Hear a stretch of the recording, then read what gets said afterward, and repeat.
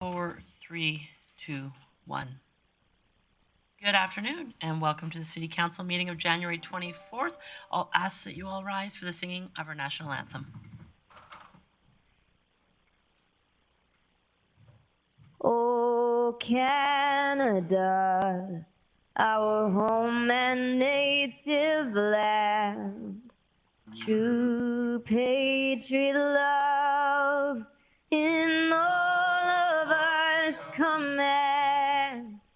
With glowing hearts we see thee rise, the true north strong and free. From far and wide, oh Canada, we stand on guard for thee. God, keep our land glorious and free. Oh Canada, we stand on guard for thee. Oh, Canada, we stand on guard for thee.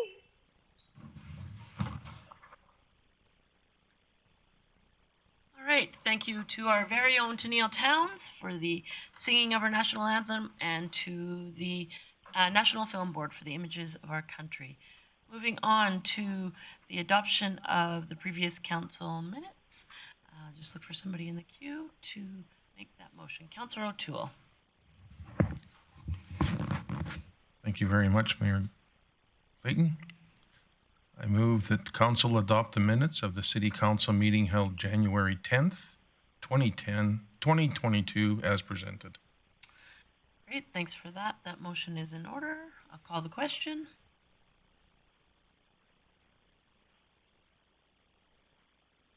Councillor Brassey is in favor. Councillor Thiessen's in favor. And that carries unanimously. Thank you for that. Moving to the adoption of the agenda. Councillor Thiessen. Thank you, Mayor Clayton. I would move that council adopt the agenda as presented. Thank you for that. See no changes or comments, so I'll call the question on that. Please vote. Councillor Thiessen in favor. Councillor Brassey in favor. Councillor Bosch in favor.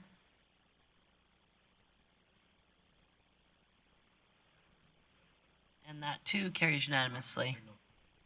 That side of the room just would like some more mic time, I think. However, moving on to our delegation portion of the meeting. For those of you who are watching, to let you know that council meetings allow 2 different times for delegations to come speak to council. One of them being the 3 p.m. time that you don't need to let us know ahead of time if you're coming. You're more than welcome to let us know ahead of time so we are aware what you may be speaking about. However, it's not mandatory. The 6 p.m. portion of council, though, we do require you to fill out a form. It is online. It's very simple. It just gives us a heads up that you are coming because sometimes the evening portion doesn't happen at council. So if you were expecting to come and we weren't here, that'd be very unfortunate. So there were 2 delegations that let us know ahead of time for the 3 p.m. portion.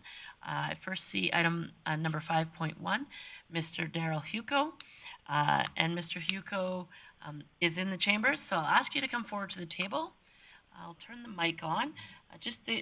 Once you get here, Mr. Hugo, if you could just introduce yourself for those who are watching online, and then you'll have approximately 5 to 10 minutes to speak to council. Council will in turn have an opportunity for questions, and then we deal with the delegation business at the end of our council meeting. But you're more than welcome to stay and watch or go home and we can follow up with you after. So your mic is on, and yeah. No, I think not bad. Just say hello and we'll see. Hello. Introduce yourself and I'll get a heads up if it's... Sure. My name's Daryl Hugo. Been a long-time resident of Grande Prairie since 1980. Perfect. Is mic level all right? Yeah, I think that's good. Maybe move it just a smidge closer to you. Yeah, I can sit closer a bit Okay. if that's all right. That works great. Thank you. Thanks for the opportunity to present. I appreciate it, and just feel a little bit neglectful that I've haven't used this avenue before to just address some concerns that I have and others have as well. I did send out basically what I'm going to be reading to you and some reference material as well, mostly from the AGM and then Section 75 from the Alberta Public Health Act and the Alberta Bill of Rights in a couple of portions. So thank you again for that. I've been here since 1980. I've raised 5 children here, 6 grandkids. They all don't live here now anymore, but as well, I've been able to travel around the world somewhat and work overseas and do humanitarian work through a variety of NGOs and with NGOs and apart from NGOs and a variety with quite a bit of legislation both in Canada and abroad on a variety of matters concerning like education and employment and things like that. So I'm approaching this hopefully with a bit of a path through here as I see that we've run into very difficult times that a couple of years ago, you know, most of us weren't anticipating in any sort of fashion. So I'm not going to dwell a lot on how we got here necessarily, just mostly focus on what I see as the legislative way out of this. Yeah, I wasn't going to do much on masks other than say this is my own personal respirator. I've worked in industry. I was qualified as asbestos with asbestos removal. I've worked in industrial hygiene as well as a variety of other situations, both in construction and in industry. And this is my own personal P95. It's just a half mask. This and any respirator only protects the user. That's one of the first things you'll read or most of us are aware of. And so just keep that in mind that this is a minimum level only to protect me. If I was going to visit anybody and I had this on, it does nothing, of course, to protect you or anything else or anyone else, as do any of our masks. And I'll just leave it at that. You could read what I would have said here anyway for the most part. Thanks. I'll just skip ahead then if you've wanted to follow along. The next item is the current notice that is on the mayor and council to, as soon as possible, remove or repeal or enact a bylaw that would restore city facilities and personnel to their state prior to February of 2020. 2 years ago, we started segregating people and livelihoods as essential and non-essential. For a couple of weeks, we thought, and the terms started to stick, as did the timelines as well. So we're now demanding segregation papers for citizens to enter city facilities that our tax dollars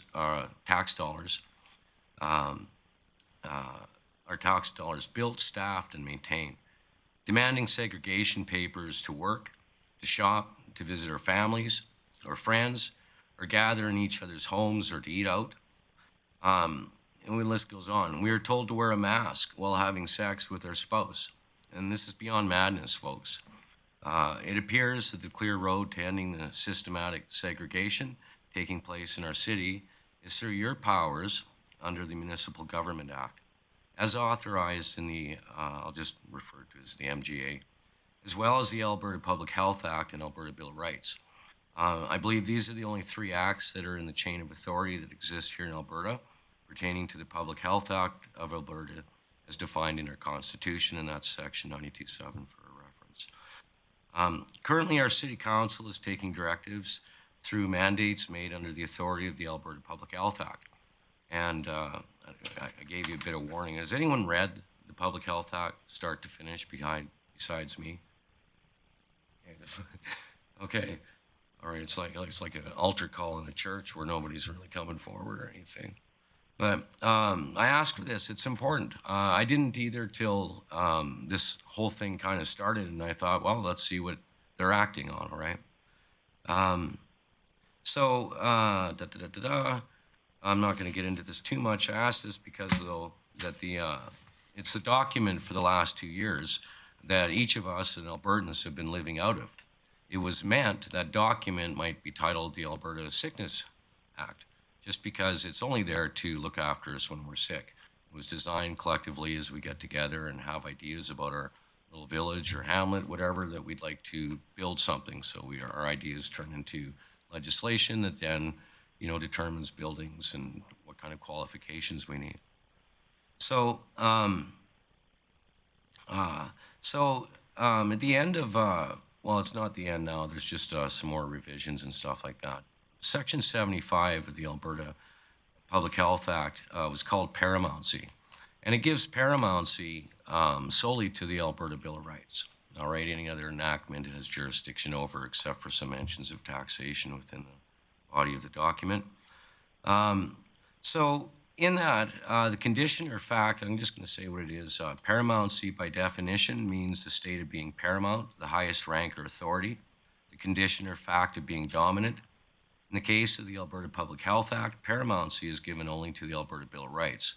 So when we go to the Dominant Act, we find that the Alberta Public Health Act, in part, has been constructed so as to abrogate, abridge, and infringe upon the rights of Albertans. The Alberta legislature to date has not invoked the notwithstanding clause, as it must if any enactment within the legislature of Alberta is to abrogate, abridge, or infringe upon any of the rights, freedoms, and customs as defined in the Alberta Bill of Rights. And I'm hoping you all are familiar with the Alberta Bill of Rights. If you haven't, it's probably the shortest document in all of Alberta legislature. It's 2 pages of, a 4-minute read if we were to, or 4.5 if we were to all recite it out loud. It's a basic document, and from that, it's what determines how we're to administer and what it's to feel like for the rest of the legislative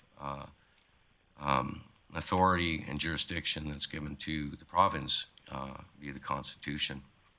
The Alberta legislature to date has not invoked the notwithstanding clause, as it must if any enactment is to, and so it goes. So this means the Alberta Public Health Act, in its application, is to be read through the Alberta Bill of Rights. A quick note on the phrase, the law is always speaking. This phrase holds the idea that the law is always in effect. The traffic laws, for example, are always speaking or always in effect. Even though we may not be driving at the time, it does not render them inoperative. Also, many decisions we make during the course of the day are considerate of times when we will be driving. The Alberta Public Health Act, giving the Alberta Bill of Rights paramountcy, means that when anyone reads the Alberta Public Health Act, they should always hear the Alberta Bill of Rights at a louder volume and ignore any part of the Alberta Public Health Act that conflicts with the Alberta Bill of Rights. Any legislation in Alberta that conflicts with the Alberta Bill of Rights is not binding on its residents or the municipality they live in to the extent of the conflict. The Municipal Government Act also outlines the duties that each council member has under the natural person capacities. Natural person powers means the capacity, rights, powers, and privileges of a natural person. That was from the definition of, I believe, Section 3 in the AGM. Whereas a municipality was in Section 3, was earlier. Whereas a municipality is a corporation, and under normal circumstances, the officers follow its corporate directives, the Municipal Government Act also provides for natural person powers, because human beings are not corporations, i.e. legal fictions, nor mere officers of it, and should never be construed as such, but rather endowed with certain human rights that they maintain as a Canadian citizen. A natural person is a Canadian citizen. If people are familiar with the immigration process to Canada, people that come here must be naturalized. They become a natural person. They're giving the highest standard a person can be free of in this country.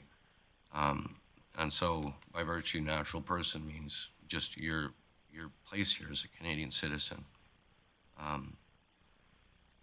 Let's see, a natural, so because all legislation first exists as words on a page and neither help nor harm anyone while administration looks for solutions to problems it is tasked with, it is the responsibility of the municipalities to ensure and guard against construction or the construing of legislation that would cause harm to its residents as defined in the Alberta Bill of Rights.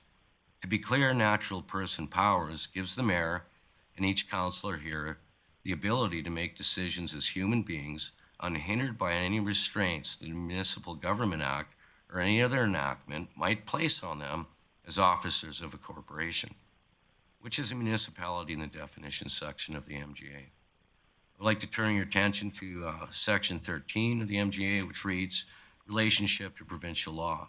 13, if there's a conflict or inconsistency between a bylaw in this or another enactment, the bylaw is of no effect to the extent of the conflict or inconsistency. All of our city's COVID pandemic bylaws and subsequent policies are inconsistent with the Alberta Bill of Rights, and as such should rightfully be treated as of no effect. It's that simple.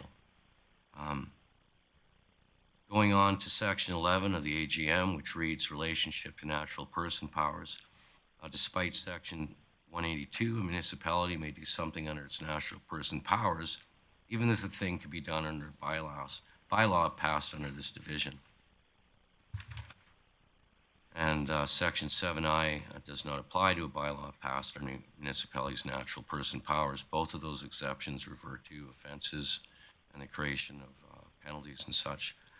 But that's the only thing that you're excluded from. Clearly, this allows any municipality to enact bylaws that uphold this province's Bill of Rights, despite perceived duty to comply with other enactments that might otherwise bind its ability to respect their right to govern municipalities in whatever way the councils consider appropriate within the jurisdiction given to them under this or any other enactment. All Alberta provincial legislation flows from the Alberta Bill of Rights in its scope and authority. Finally, governance is carried within each one of us. Any family going camping exercises most branches of our provincial and federal legislation.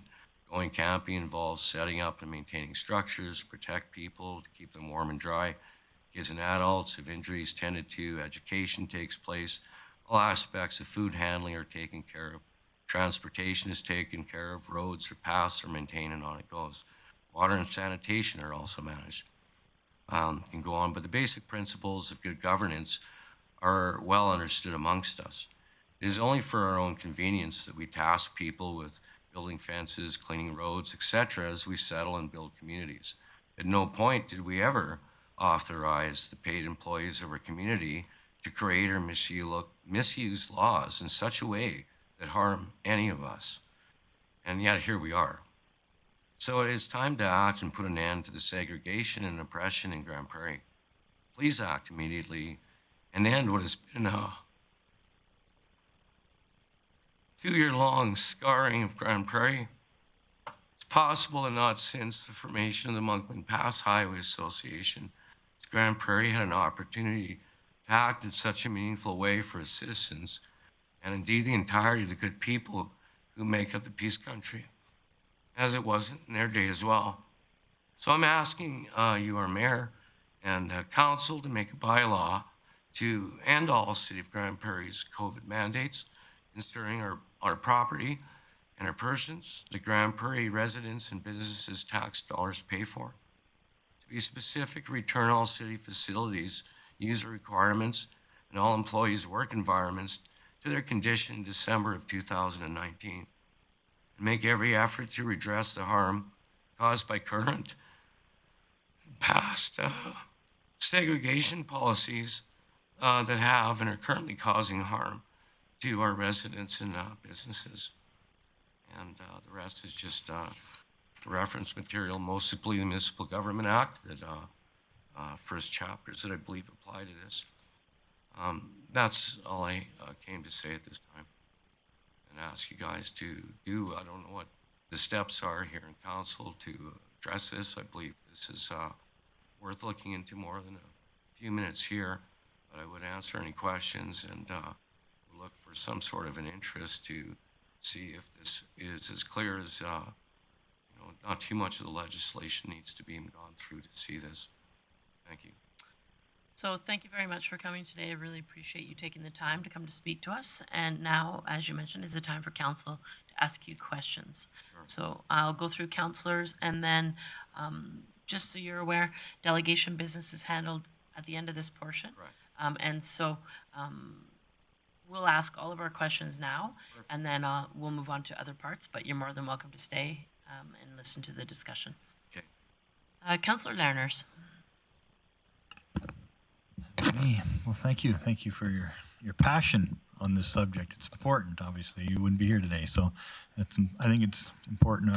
If there's ever been anything that's given more letters to the city or other organizations, it's been this issue. So I can appreciate that it's important.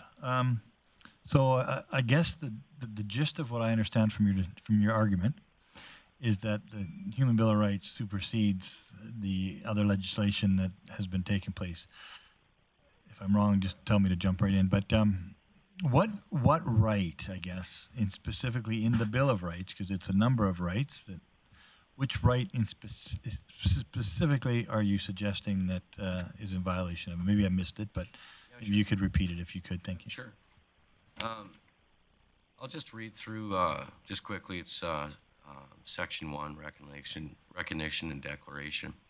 And so the right of the individual to liberty, security of the person, enjoyment of property, the right not to be deprived thereof except by due process of law. Right, this has happened in our city.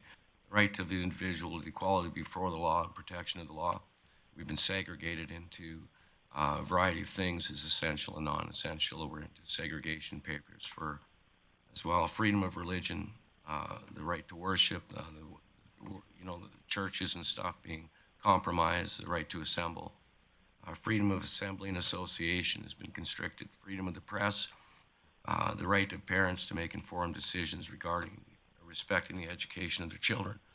Could probably bring in people that could speak specifically to how they've been affected to each one of those. But those are the ones. That's our Bill of Health, if you care to know. As we've agreed amongst ourselves that these are the things to make for healthy communities, and if we guard them and do no harm, which, by the way, on no harm, the Alberta Public Health Act, which sits here, just a few years ago removed the last reference to causing no harm, where the chief officer was allowed to end emergency mandates if it was causing harm to the general public. That was removed a few years ago from the legislation as well. So doing these things and constructing laws in the way we've built our cities and communities until a couple of years ago, for the most part, have done no harm to these things, and we respect them. All right. Does that answer your question to the specific rights? I'm not coming here to start a lawsuit against the city about any one of these things, although I'm prepared to. A number of times I've faced, I was thinking perhaps arrest, and I would appeal to the Minister of Justice and Solicitor General at that point and ask for their aid as prescribed in Section 4 if a question arises as to abrogation and abridgment and such of our rights. So those are the rights that Albertans, or specifically Grande Prairians, have deprived or abridged, infringed, or abrogated in the last 2 years. So it's not. There's a whole bunch of different things that it touches upon, but there's not. You don't see one specific area that says this is why. It's just it's a touch point on a number of aspects of the Bill of Rights that you feel are being violated because Absolutely. of the government's position. Yeah, I would gladly present some more things, or privately, or not privately, because it needs to be just for the sake of time to anybody that was interested as to how these things specifically apply. But when you're no longer allowed to go to church, where you can't, those things were shut down, and for a time, and then it's restricted how many people can come there. Even when it gets into saving here, where it talks about customs that predate all this stuff, it was illegal, and I stood in front of Rcmp station, read the Alberta Bill of Rights with a couple other people, arm in arm, expecting to get arrested a year and a half ago, because we were breaching social distancing. The ability to hug one another, to care for each other, goes to people's homes, are caught up in this section on saving customs and traditions that predate the enactment of this. So I could provide specifics if you care to at another point, but it's littered with it. Yeah. Thanks for that. Councillor Bosch. Thank you for coming, Mr. Huko. That's correct. Yeah. Thank you. Like Mr. Lehner said, your passion is completely in line with what we've seen this past 2 years, from whether you're on one side of the spectrum or the other side of the spectrum in what you stand for. So I do appreciate you coming in here. It's not easy to come in here. And I do apologize if you or your family or friends have in some way felt that you've been discriminated entering one of the city facilities. That's yeah, it's that's not okay. yeah, it's not okay, and we won't get into it here. I'm not here to. That's right. So Yeah. that isn't a good case. Do you know, my question to you is, do you know of other municipalities in Alberta, because you're specifically speaking about Alberta, Right. that have gone down this This road? and been successful? Not directly, and the only community that I know of, and it wasn't directly with with their town council, like Reeves, I guess, was in Lacrete. Some work fortunately brought me close to the community, and my wife and I went and spoke to the Chamber of Commerce for an hour or two, and puttered around the community for a bit, had a meal, and left. But it was mostly initiative of the chamber, the businesses, and the churches there that very early on decided not to. And there's a post, I think I sent you, each person here, a link of that a few weeks ago when there was an article that came out. But no one has, to my date, approached this. Constitutionally, the only challenge that was made by the Justice Center for Constitutional Freedoms, the government that was very early on as a part of Act 10 just backed down from that, and I think rescinded it. But I would like an opportunity to go into this a bit, as I believe it is sound. And if you take a look at the legislative authority through the AGM, as well as the just through all the branches, it's just a hierarchy of, who's in control of what. I think there's a clear path there, and I believe that the natural person powers, which is a very unique words that don't show up in hardly any legislation that I've read, is very interesting because it allows you to step aside from your roles, your corporate duties, all the mandates and things that go along, and sit there and look at the trees from a ridge and see what the forest looks like again. And you're unencumbered by any of your duties to through provincial mandates, which I could go into I won't at this point, but just paramountcy and its significance in that document and other documents basically requires the reader to do something like in one of the exams we might have had is going through school, where the teacher said, put your name on it, read through all the questions before you start filling them out, right? So most of you, like myself, were well into filling out the questions, and last question was fill out question 7. And you realized, if I'd have read it to the end, I would have not participated in any other thing other than question 7.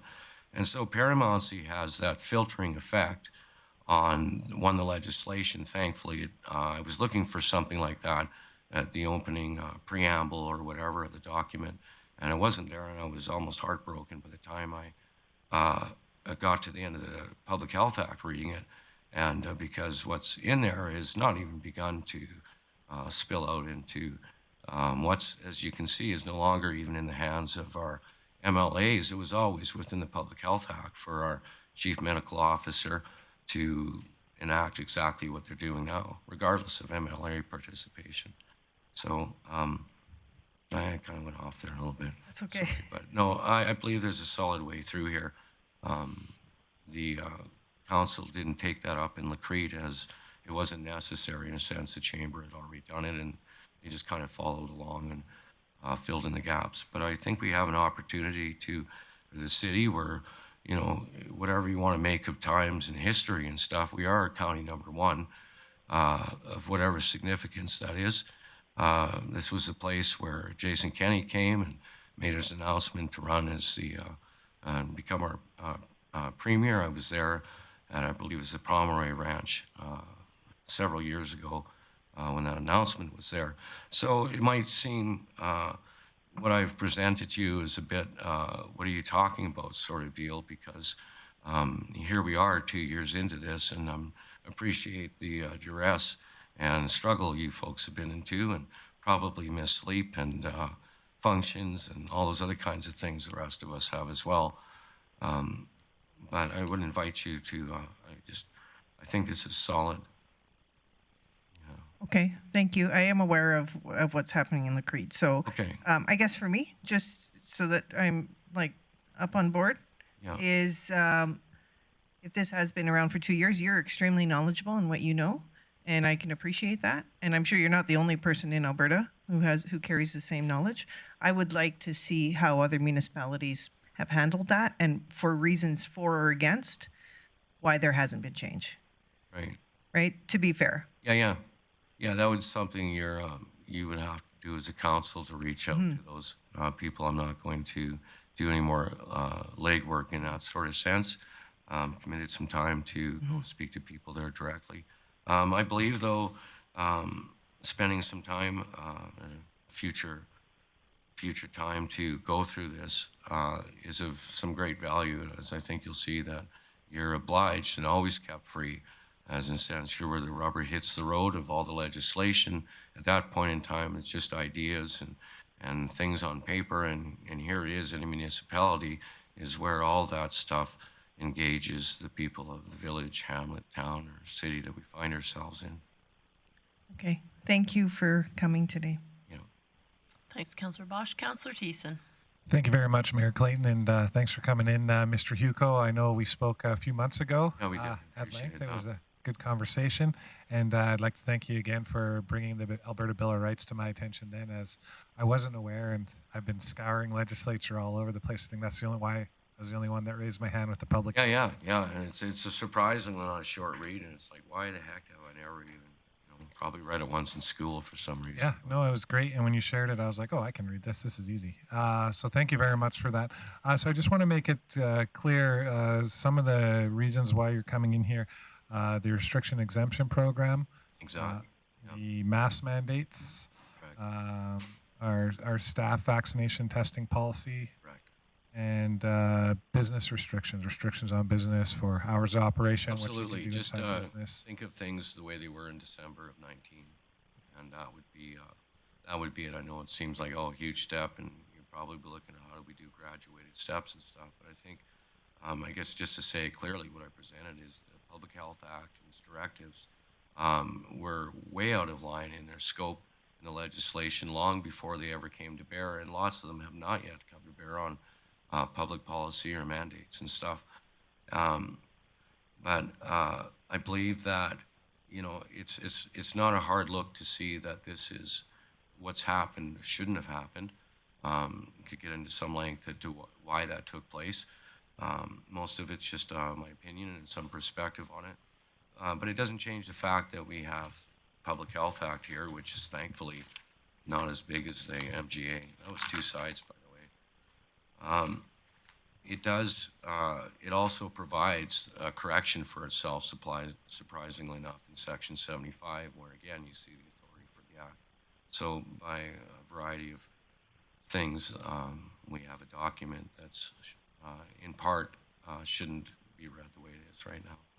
Okay, I'm yeah. actually currently hoping to work with somebody, with Tracy Eller or somebody, to revise or harmonize the Public Health Act with the Alberta Bill of Rights, as it says its own documentation is to be. So but that's another task, which is I wouldn't mind going through some of the specifics if anybody was interested at another moment. So I'm not jumping too much into your time and pushing this into an evening meeting. Okay, so no, thank you very much for clarifying that, and thank you for showing us the courage. Other councillors said passion. I agree, courage as well. Sometimes it takes a lot of courage to step up, and I know that when we talked months ago, I said come through this avenue, and I'm glad to see you finally did. Yeah, I appreciate that, and I don't know why I just never can avail myself to show up at other things, but this is much easier than other events or other countries and things.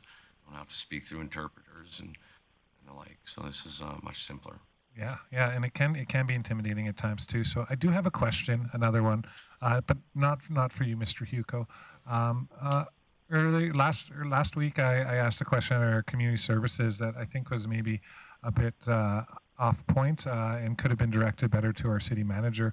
So, Mr. City Manager Galante, if the city were to move forward and drop all restrictions as laid out by the province, what is the recourse that the city may face from the province?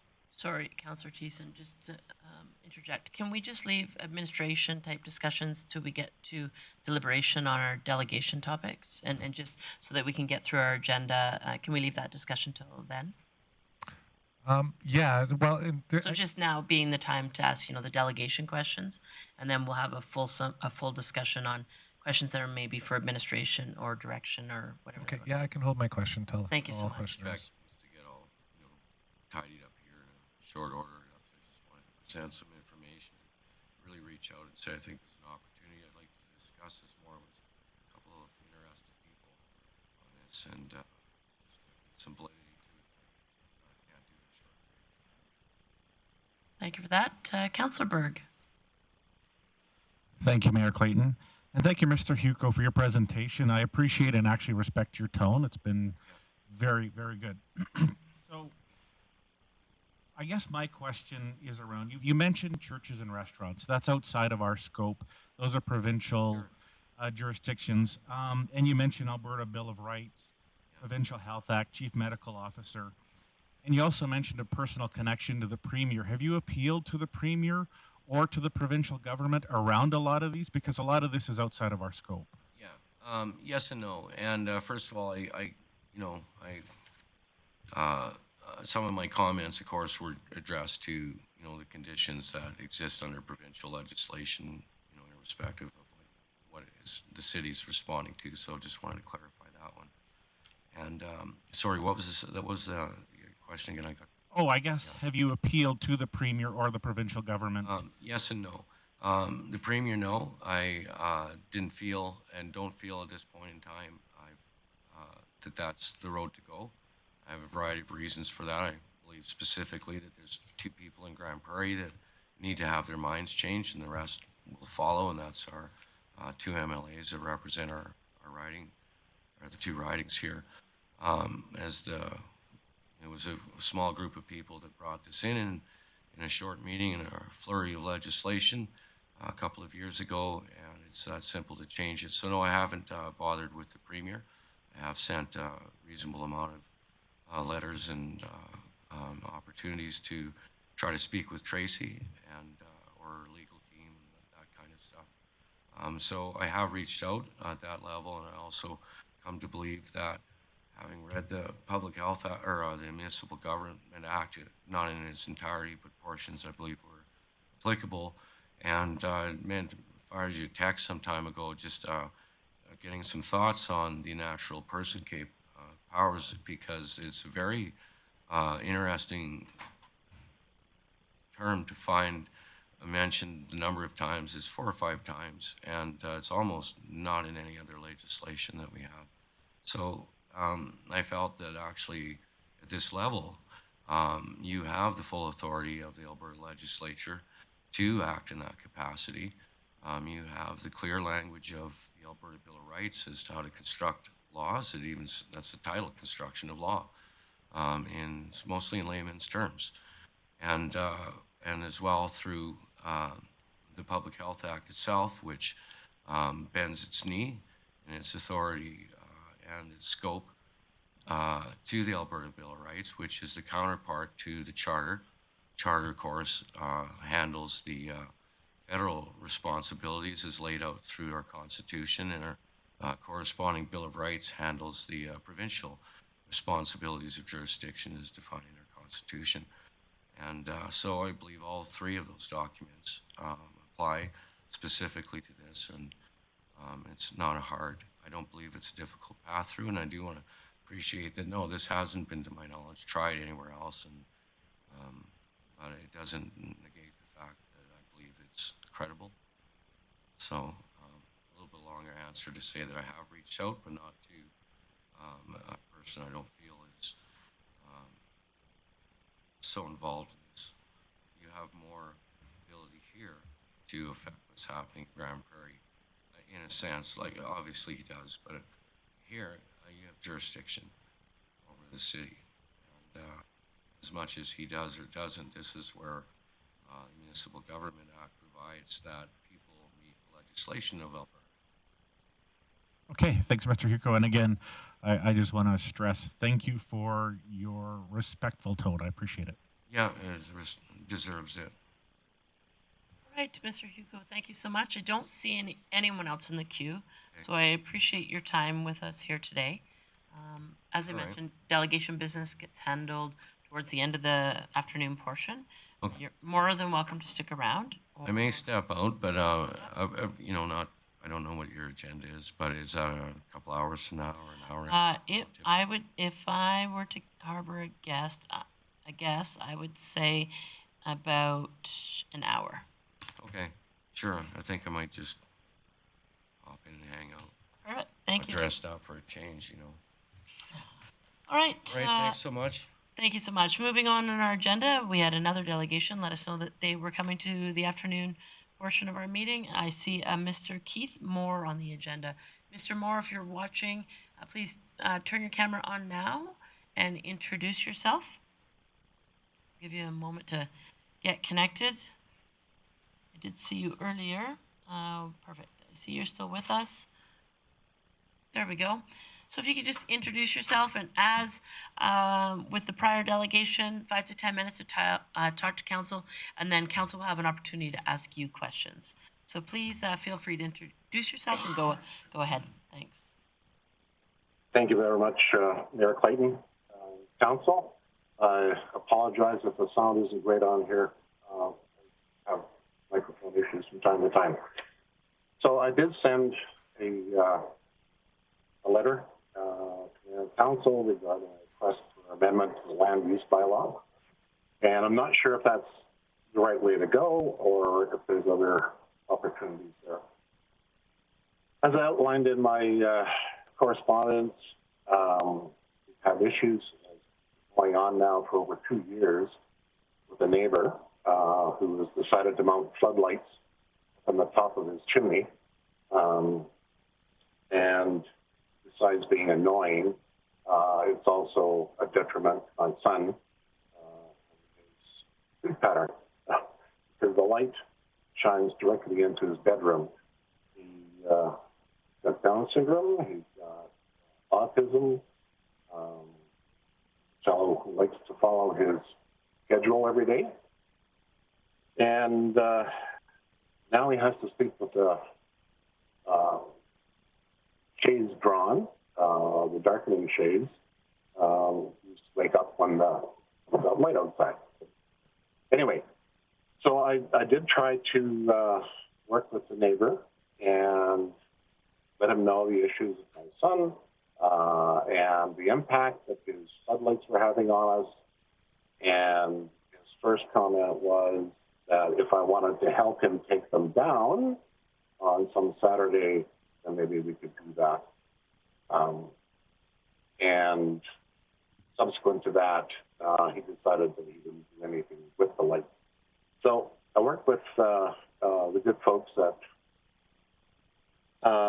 Bylaw enforcement, and as I said in my letter, I was very impressed with the professional manner the Bylaw enforcement officer brought forward with this. So over the last 2 years, he has had discussions with his neighbor and negotiations. I adjusted my garage parking pad light because the chap said if my lights were shining on him, then he would have to shine his on me. So we worked with this back and forth, and then still wouldn't do anything with the lights. So when I talked with the constable, they finally had discussions within bylaw enforcement and recognizing there was nothing they could do under the current bylaw because it did not apply to residential lighting, and it's recognized as a bit of a gap. So I've included Section 50 of the Land Use Bylaw, which falls under the general section and applies to lighting. I've highlighted the areas that I would love to have apply to residential lighting as well, because commercial side, certainly owners are required to have some consideration for their neighbors. Now, the first part of Section 50 says outdoor lighting provided for security, display, or attraction purposes for any development shall be arranged so that no direct rays of light are directed at any adjoining site or interfere with other things. Now, my original thought was that's general. It should provide for any development. But bylaw enforcement felt that it wouldn't apply in our situation because it wasn't specifically residential. So, I mean, that's the crux of the issue. We are at a loss as to what we can do. The photographs I provided you in that document, one is the side of our house late at night with his lights on. And these lights are installed at the top of his fireplace chimney. And there are 4 bulbs on it. Familiar with the big floodlight bulb. 2 of them are pointed on his driveway. The other 2 are pointed directly at our house. So, again, I would appreciate if there is some way, either a clarification or a bylaw amendment that would give the same protection to residential neighborhoods as there are commercial developments. So, Mayor Clayton, that's what I can provide in addition to what I've provided. Certainly happy to answer any questions. Perfect. Thank you for that. Appreciate you sharing your comments with us. I'm just looking in the queue. I see Councillor O'Connor had a question. Yes, thank you, Your Worship. Thank you, Mr. Moore. I drove by your house at 3:05 on Sunday morning, and I saw your garage lights on, but I did not want to step on the property to set off the lights at 3:05 in the morning, so I avoided doing that. I think this is a light pollution type issue, and I think it's something that we should discuss at a further length, and we'll look into it. All right. Thank you for that. Councillor Bosch.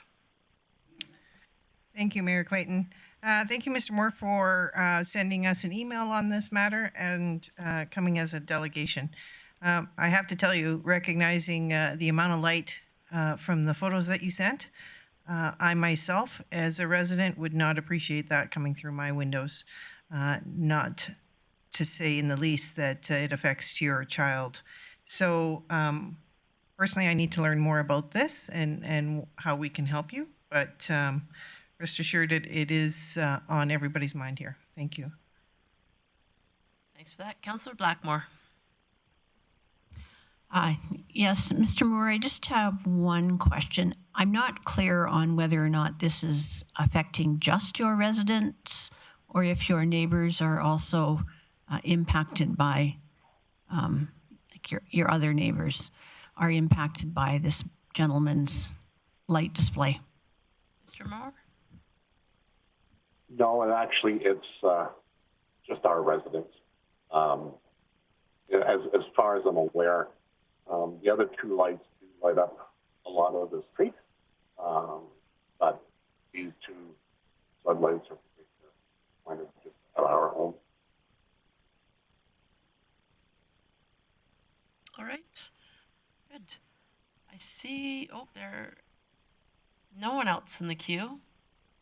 I'm just seeing Councillor Bressie move quickly. Were you?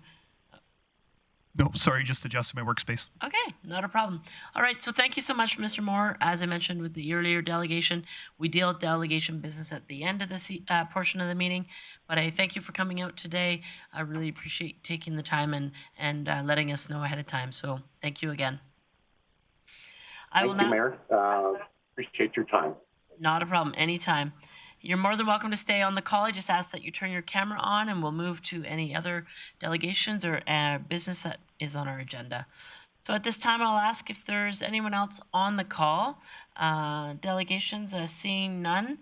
I'm going to move into item number 6 on the agenda today under reports, item 6.1. to do with public member appointments. Councillor O'Toole.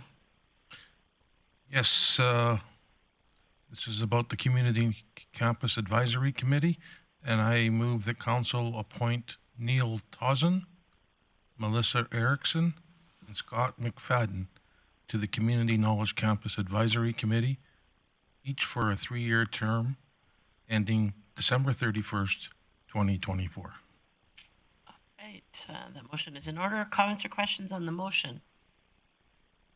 Seeing none, I'll call the question. Please vote.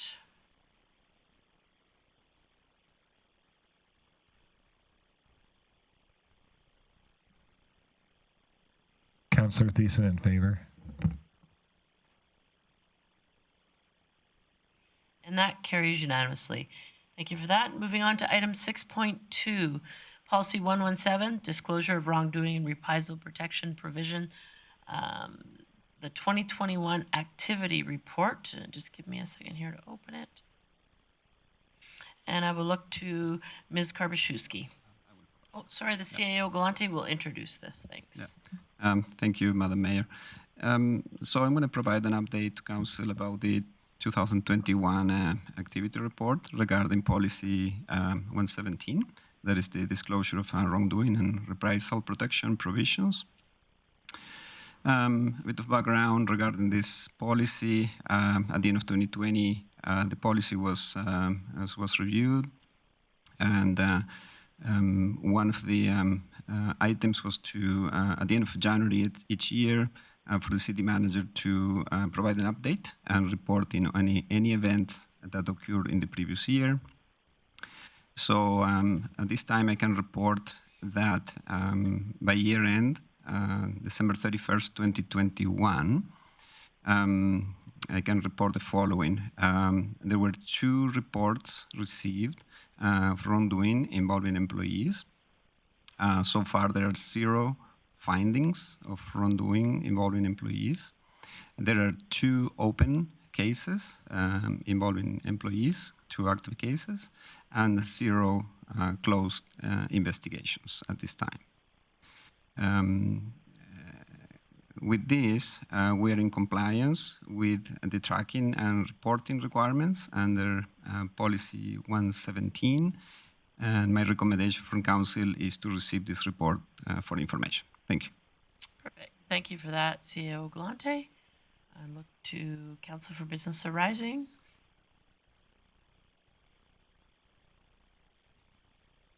Somebody would be willing. Thank you for that. Councillor O'Toole. Yes, I move that council receive this report for information.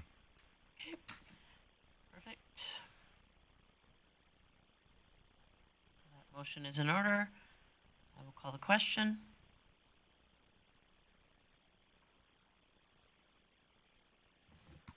Councillor Thiessen in favor. That motion is carried, and I see Councillor Bressie in the queue. Great, thank you, Mayor Clayton. I do have a follow-up motion I'd like to make, and I'll read the motion and I'll explain it. And that is to direct administration to, in future disclosure of wrongdoing reports to council, include generalized comments about the category of each concern, the nature of allegations, conclusions of investigations, and any corrective action taken. And just to speak to this, I really appreciate the positive changes that administration brought forward to our whistleblower policy last year. It was administration realized that there were some gaps, and they suggested that we change the reporting structure, and we also increase accountability by creating a report like this. So that's really good work so far. And for me, since there were only 2 disclosures this year, I think that I've got all the information I need in this report. But if we ever had a year where, I hope we only ever have 2 or less than that, but if we ever had a year where there were more reports than that, I think council and potentially the public would be well served by knowing the very general nature of those. And I'd point council to the City of Calgary website, and their program has a really good example that's illustrative. So for them, when a nature comes up, one at the top of their website is the category of a complaint was an HR and respectful workplace issue. The nature of allegation was that somebody may engage in disrespectful behavior, and it just says corrective action was taken. So it's not anything that's compromising the privacy of individuals. It's not anything that would compromise a respectful workplace or anything like that. But kind of the idea is if we have 5 allegations in a year and they're all about 5 different things, I'm not really worried about that. If we've got 5 allegations in a year and they're all about the same thing, then I am worried about that. And so I think a little tiny bit more detail would serve council in future years. So I hope that council will support this motion. And just last thing I'll say to it is if there are concerns from administration about this being public, I would hope that this would be a public report, but I also think it would be reasonable to interpret this motion as being met if an in-camera report was brought forward, if administration felt the need to do that. Although my hope would be that it would be public, but I intentionally didn't put that specifically in the motion. Okay, perfect. Thank you for that motion. The motion is in order. Comments or questions on that motion? Seeing none, call the question.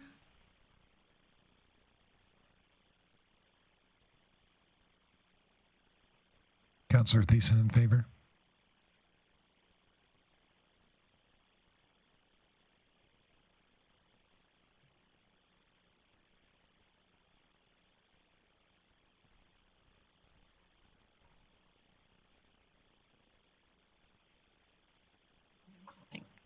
Councillor Lenners, how do you vote? Oh, there we go. Just calculating here. And that carries 8-1. I will go to item 6.3. In regards to the council advocacy priority list, it's in front of you today. For those of you who aren't aware, council meets monthly to discuss their advocacy priorities in an informal setting. This list has been prioritized for the 2022 year. The list is very diverse, with everything from attraction and retention strategies to rent subsidy funding, various items. And so I'm just looking for approval of this priority list here today. Councillor Thiessen. Thank you very much, Mayor Clayton. Yeah, I would move that council approve the 2022 council advocacy priority list as presented. Just speaking to this, council, as the mayor said, has discussed this. Well, we discuss this all the time, what's important, what's happening, and what's going on in our community. It's also important to note that it's updated regularly. So these are big bucket items, and hopefully we'll see some movement on some of these, and I encourage council to support the vote. Great, thanks for that, Councillor Thiessen. Councillor Blackmore. I will support the motion as the report was brought forward pretty much in the format we wanted. However, I think for future use, it might be more beneficial if the advocacy priorities were weighted in some way so that when someone read the report, they would understand that we may have we may feel more strongly about some items than other items, and other items may be on the list simply as a carryover while we wait for solution. So I would like to see that in the future. So I'll take that feedback. Councillor Lerners. Thank you. I just wiped myself off the floor after I saw my gas bill this last week, and I'm sure everybody else would. So, if I was advocating, I would tend to add electricity and gas as well too, or energy distribution costs, as opposed to just electricity, because I think they're both impactful to people in the city. For sure.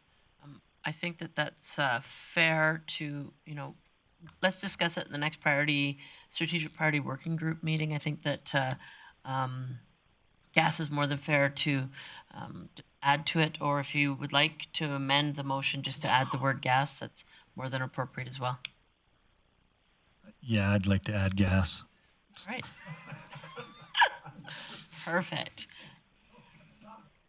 All right, Councillor Lerners has amended this motion to add the word under the 5 key areas of advocacy priorities to be stated as electricity and gas distribution costs. So I'll look for comments or questions on the amendment. Councillor Thiessen. Yeah, thank you very much, Mayor Clayton. Just a comment, since I made the motion, I'm totally amenable to this amendment. Thanks for bringing it up, John. Very astute eyes. I don't know how none of us picked it up, but that's why we have a group of 9, so I'll be supporting this. Thank you. Great. Councillor Bosch. Just add in, can we just say natural gas so it's abundantly clear? I think, Councillor Leonard, are you comfortable with that friendly amendment? Or friendly change? Perfect, thank you. Any other comments or questions on the amendment? Seeing none, I'll call the question.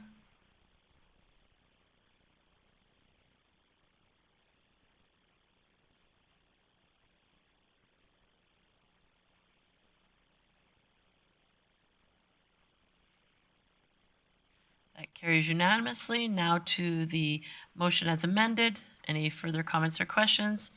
Seeing none, call the question.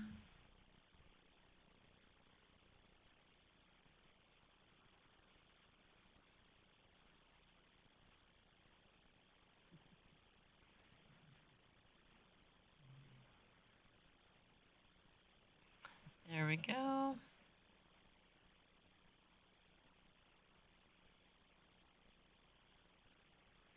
And that carries unanimously. Moving on to committee business under item number 7.1, the Community Services Committee meeting held January 18th. I know that Councillor Bosch was so nice to take over that chair position. So I will turn that over to you, Councillor Bosch. Thank you, Mayor Clayton. Okay, so yeah, I learned about that in the morning, so I'll probably just do as I'll do just as good a job as I did that day with my fumbles. Clearly, that was my preamble there, right? We had some discussions on a delegation from Peace. Sorry, Councillor Bosch. Just let's just go through the business first. And so the first item of business being the adoption of the minutes. Okay. When do you talk about At the end, highlights? I'll ask you if there's anything else you'd like to highlight from your meeting. Okay. Well, I ask that Council adopt the minutes of the Community Services Committee meeting held January 18th, 2022 as presented. Perfect. That motion is in order.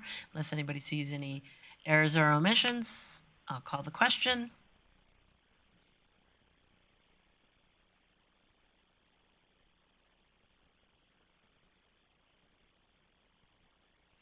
And that carries unanimously. Now we'll move on to other business that you have, which is the Event Center business case. Okay, we had a representative from the Bonnet Center come in and speak on the Event Center business case proposal submitted by RC Strategies with a financial investment of $56,950. So now, Councillor Bosch, is an opportunity for you to speak to your motion if you wish. If not, I'll open it up to the rest of council for comments or questions pertaining to your motion. We did have discussion on this, but I don't have a motion on it. I'd like to... You just made the motion? No, I mean to continue. Okay, perfect. No other comments or questions? That motion is in order. I'll ask council if there's any comments or questions in regard to this motion to approve the business case scenario. Thank you. Councillor Bressy. Great. Thank you, Mayor Clayton. I'm really struggling with this one. I'm a no at this point, but very persuadable if my colleagues, if some colleagues feel strongly in favor of this. And my concern is that we haven't gone through strategic priorities yet. I don't know if this is a priority of our council to advance yet. And for me, I think our community is really well, certainly really want and potentially need an event center sometime in the midterm future. I don't know if that's going to be in the next year or two. And I certainly don't know if this council has intentions to push this forward in the next year or two. And my concern is with a business case like this, if it sits on a shelf too long, the dust makes it useless. And I think it would be a little bit cheaper to do it at this time, but I don't really care about saving a report if it's not still up to date at the time we need it. So I think for now, I'm probably a no against this. I think there's other ways that I'd like to advance this conversation before I commit this much money to it. So right now I'm a no, but I'm excited to hear from my colleagues. Great, thanks for that. Councillor Berg. Yeah, my concern with this is that the master plan is already a foregone conclusion, and so we're already taking the next step without knowing what the results of that next report will be. So again, at this point, I'm not in favor. Thanks for that. I had a question for administration. Director Miller, could you lay out the timing for me if, as Councillor Bressie pointed out, Council is heading to their strategic planning and identifying their priorities mid-February. If Council at that time did come back and say, you know, a business case on an event center is a priority, what's the window for allowing this to happen? Could this motion be, you know, postponed until, or would we miss that opportunity based on the pricing that is in front of us today? Thanks, Mayor Clayton. I'm not 100% certain on when the engagement will begin, but I know, in talking to the consultant, he said if council was interested, he could gather the information for this purpose as he was doing the information gathering for the rec and culture side of it. I believe I think we could still make it doable if at strategic planning with council the week of the 24th of February, then I think we could probably still notify the consultant and engage them at that time, saying there is interest. So okay, it'd be really close to the timeline, I believe. So. Yeah, thank you. Since I already have the mic, I'll just share my comments. I think that that's valuable information. I'm inclined to support the comments of Councillor Berg and Councillor Bressie for a couple of reasons. I believe that a business case on an event center is something that council may be interested in. It's more the timing and the initial outlay of the financial commitment to this business case. It's whether or not the timing is now or later. Last term, I think it was, we saw, you know, what it looked like for a performing arts facility and the expenditures of that, and then that study sits on our bookcase, and so I worry about expenditures, albeit there will be efficiencies found through the collaborative approach with wrapping in the business case on the event center with the sport and culture strategy. I can appreciate those efficiencies. I just still don't know if that necessarily means that council needs to spend the money now. So I'll open up the mic for additional comments, and I see Councillor Blackmore and then Director Miller following that. I think that when we were at the community services meeting, I got the impression that the $56,000 was specific to what changes would need to take place at the Bonnet Center. Can you tell me if that's right or incorrect? Because if it's incorrect, I will not support the motion. Director Miller? Thanks, Mayor Clayton. So the 56,950 was to examine the business case. Does it make sense to do it at Bonnett's, or does it make sense to have a separate standalone event center down the road? And I also received confirmation that the survey actually closes February 28th. So it is too late after council's planning session to add into it. All right. Councillor Blackmore, did you have more to add based on that? So you're saying it's not limited to the Bonnet Center? Correct. It would be, do we do like a substantial renovation to Bonnett's, or do we do a separate standalone facility at a different location? Okay, thanks. All right. I don't see anyone else in the queue. Okay, call the question.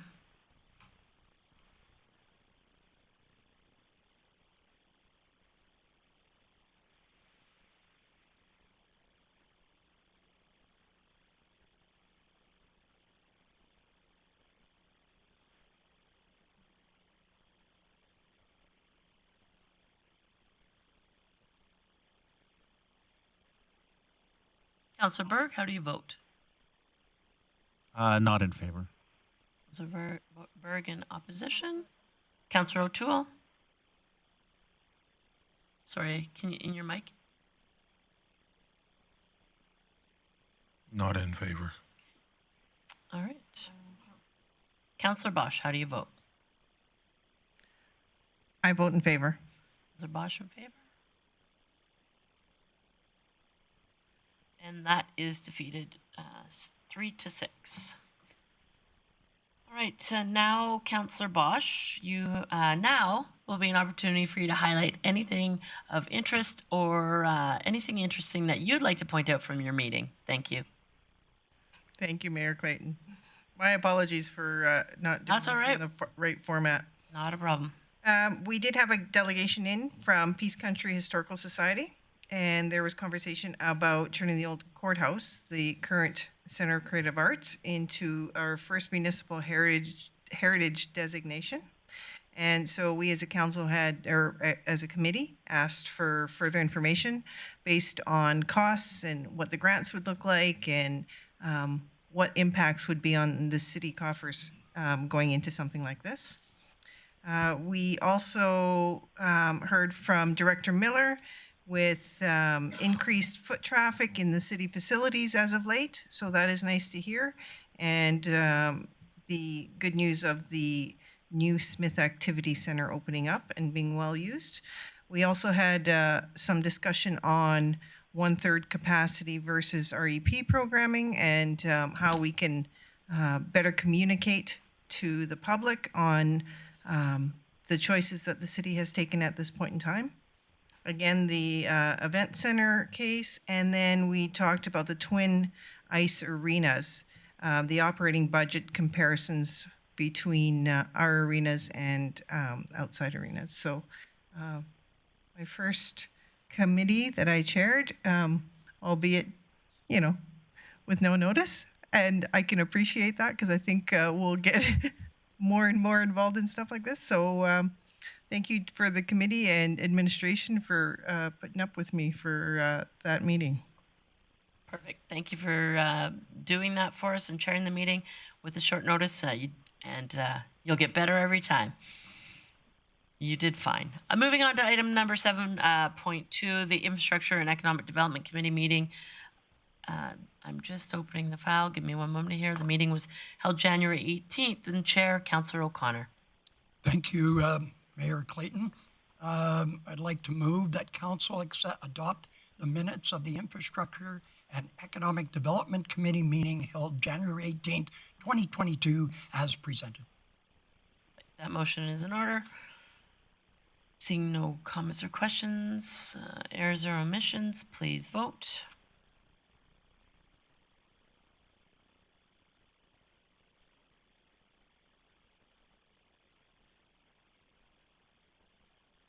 Councillor O'Toole in favor.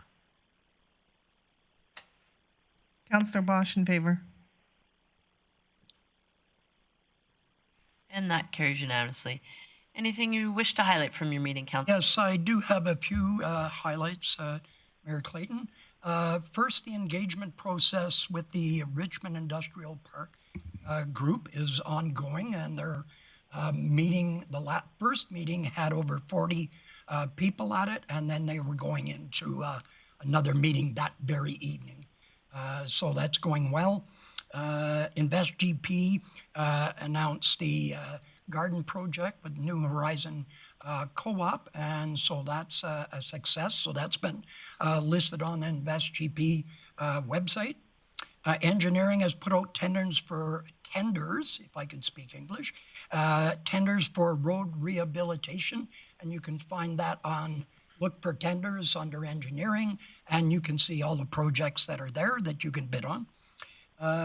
Snow removal has been a little bit of a challenge this year, as everyone.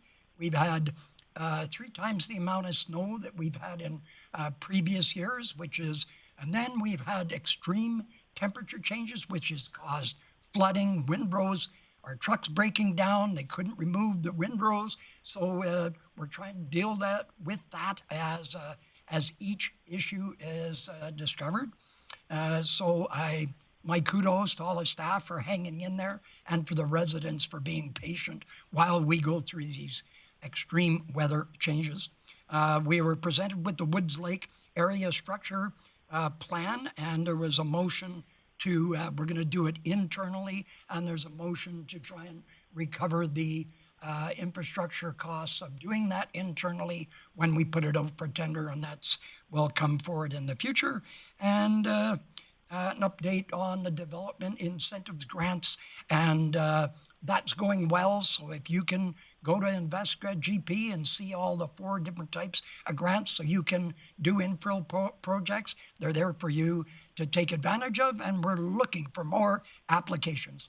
And that's my report. Thank you. Perfect. Thanks for that, Councillor O'Connor. Moving on to item 7.3, the Corporate Services Committee meeting of January 18th, and Councillor Lanners was the chair. There we go. There we go. So, let me see. So, I'd like to make a motion that we accept the minutes of January 18th, 2022 Corporate Services Committee. Great. That motion is in order. I'll call the question.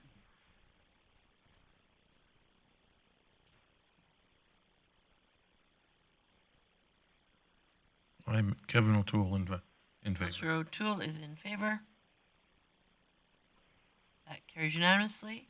And business arising from your committee meeting, Councillor Lanners. Yeah, we have one amendment to a procedure bylaw, which we'll be talking or voting on here shortly. It's regarding accessing in-camera meetings via remotely. So obviously with COVID and all those other kinds of things that happen in our lives, I think people realize that it's important to be able to meet on important issues wherever they are and however they are. So as such, I'd like to make a motion that we recommend council give 3 readings to bylaw C1299D, being an amendment to the procedure bylaw.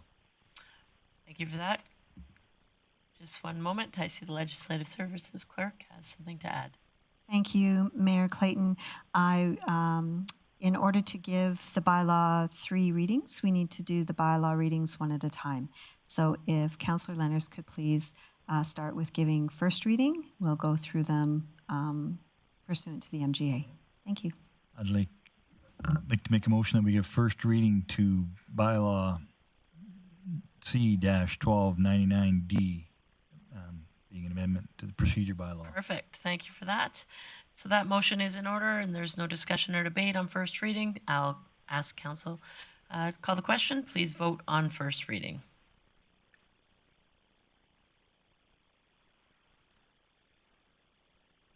Councillor O'Toole in favor. And that motion carries. Councillor Lanners. I would ask council to give second reading to bylaw C-1299D, being an amendment to the procedure bylaw.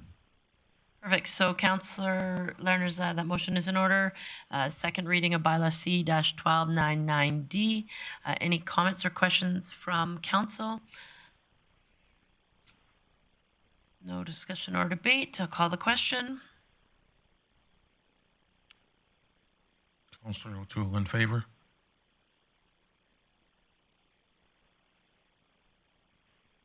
Perfect. I'd like to now. Councillor Lanners. Oh, sorry. I'd like to now make a motion to move to have third reading at this meeting. Right. So this is a motion to be able to have third reading here tonight, or today, I guess it is. This must pass unanimously in order for us to have third reading here tonight. I'll call the question. Councillor O'Toole in favor.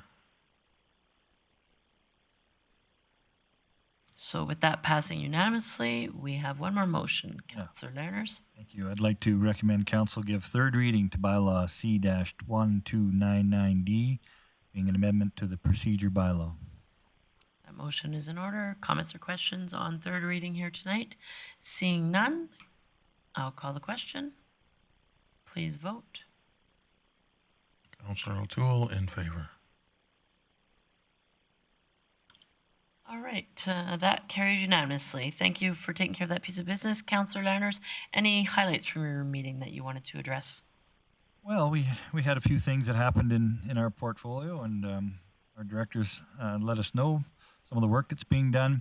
I think one of the items that came up over the Christmas break was the unfortunate double dipping on tax payments for that period, and I think we all know that some people make honest mistakes, and there's always positive intentions. It's not how you make the mistakes; it's how you recover. And so we've gone about and tried to find people that were impacted and made sure that if the overcharges were returned and if there was NSF charges, that they would be remediated. And we have 19 property owners where that was an occurrence, and we'll be working with them to try and make that better. And hopefully it's a learning lesson for us, and we become better as an organization because we learn from our mistakes. Next, under procurement, as usual, we're very, very busy. And in 2021, there were 162 awards, 69% of those awards. And if you went to Grande Prairie Public School District, one of the best in Canada, you'd know that adds up to 112. You'd find that those were within 100 kilometers radius of Grande Prairie. And so we are definitely supporting local where we can, and appreciate all the hard work of our organization. Next, we have the ERP implementation. Now, if you're dyslexic, you're getting all excited and you're thinking that's REP, but no, that's not what it stands for. ERP stands for Enterprise Resource Program, and it's about how we're dealing with our online workings of our asset management and other parts of the organization. So we're working on that, and we hope to transition to that on January 31st. So pretty excited about that. We've got a lot of time and commitment and resources into that, and hopefully great things will happen from that. And finally, we started our citizen portal, and even to my surprise, we've had approximately 2,700 cases so far this month of people making inquiries or using that portal. So I find that absolutely amazing. And I guess that's because I'm old and I don't do it as much as other people, but it is obviously something that people do, and it's making a difference, or else they wouldn't be doing it. So pretty proud of all that work. So that's pretty much all that I want to talk about in our department. Thanks so much for your update, Councillor Nanners. Moving on to item 7.4, the Protective and Social Services Committee meeting of January 18th. Councillor O'Toole. Thank you, Mayor Clayton. I move that Council adopt the minutes of the Protective and Social Services Committee meeting held January 18th, 2022 as presented. That motion is in order. Point of order. Yes. If I wasn't there, can I still vote on that? Yes, because you're just reading the minutes as presented. You betcha. Call the question. All those in favor, please vote. Councillor O'Toole in favor. And that's carried unanimously. Any highlights, Councillor O'Toole? Yeah, we had a pretty straightforward run-of-the-mill meeting. We had one report from the Director Services area. And so Chris Manuel, a Protective Services and Social Services Director, presented committee with an update on the current and projected activities planned throughout the service area. First of all, when we talk about the community's social development, 6 new move-ins are planned for the coordinated care campus, bringing the total occupancy to 30. So there'll be 30 individuals moving into that facility. We're taking our time, doing it right, and making sure that there's no concerns or issues before we bring in people. Alberta Health Services toured the building last month and confirmed that the allocation of a mental health support position, which is great news. Administration was contacted by Alberta Health Services regarding hotel isolation, requesting a meeting with the Cold Lake municipality to share current operating procedures and documents, as the city has identified as a success.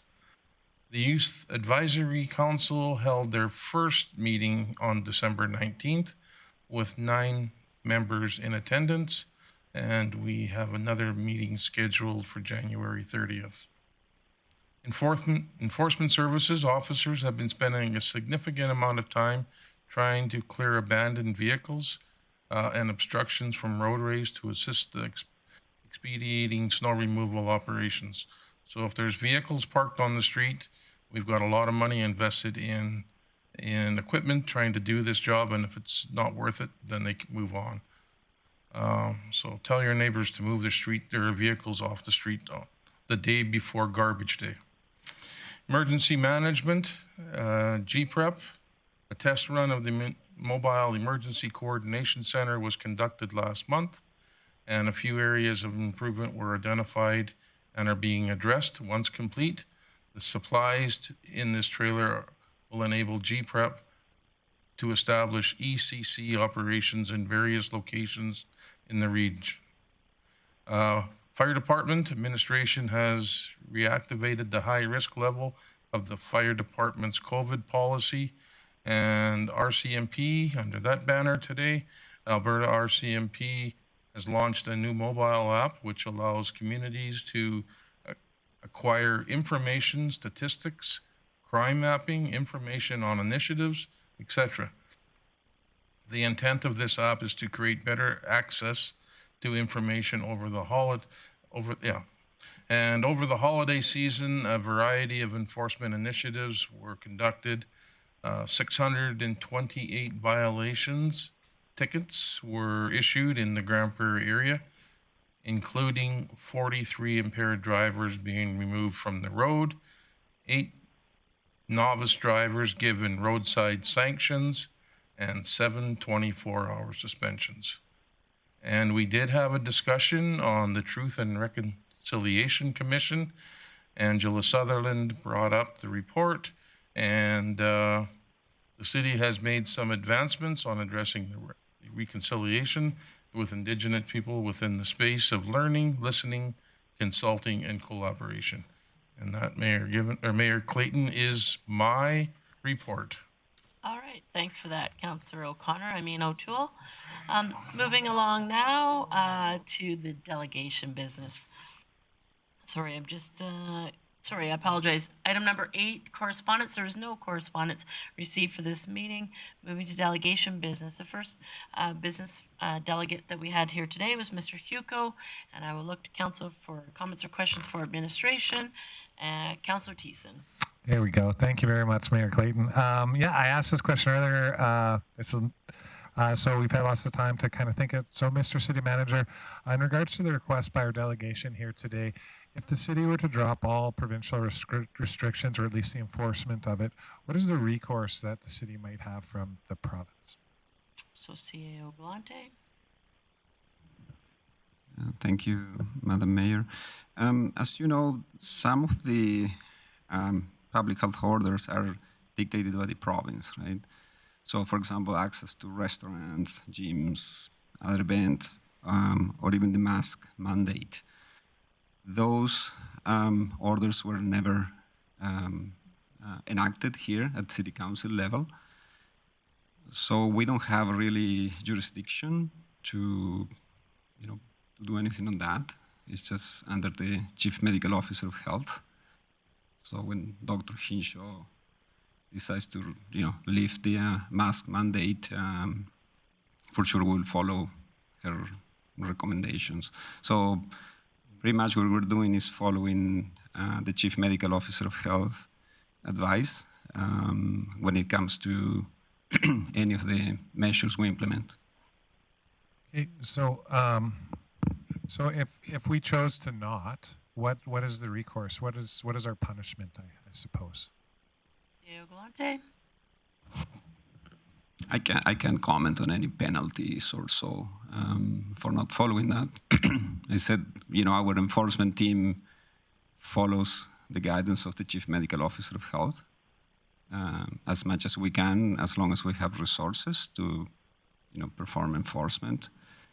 If the city as an institution, as a public government at a lower level decides not to follow that, I don't know. I don't have an answer for you in this case, if there will be any repercussions from the province.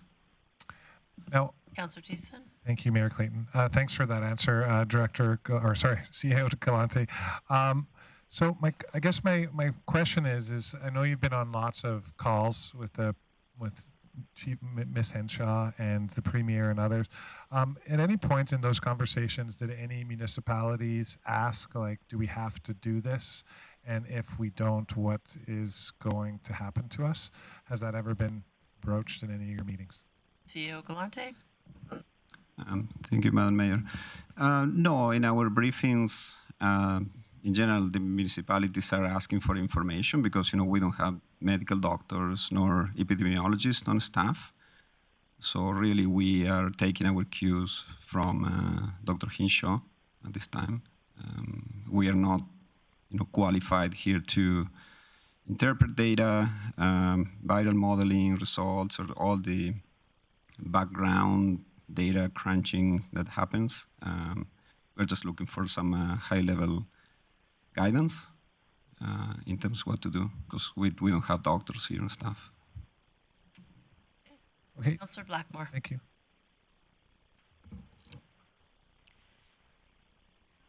I'm not a lawyer, and no one in this room is, so I'm not sure if there's anyone here that we can actually ask this question of. But my interpretation of the legislation that's coming from higher levels of government, i.e. the province, is that if we did not enact REP or 1/3 participation in our public buildings, they would close. So we wouldn't be able to open the Eastlink Centre at all if we didn't agree with the legislation put forth by the province, nor would we be able to open any of the ice rinks or the activity centre. That's my interpretation, and I'm not a lawyer.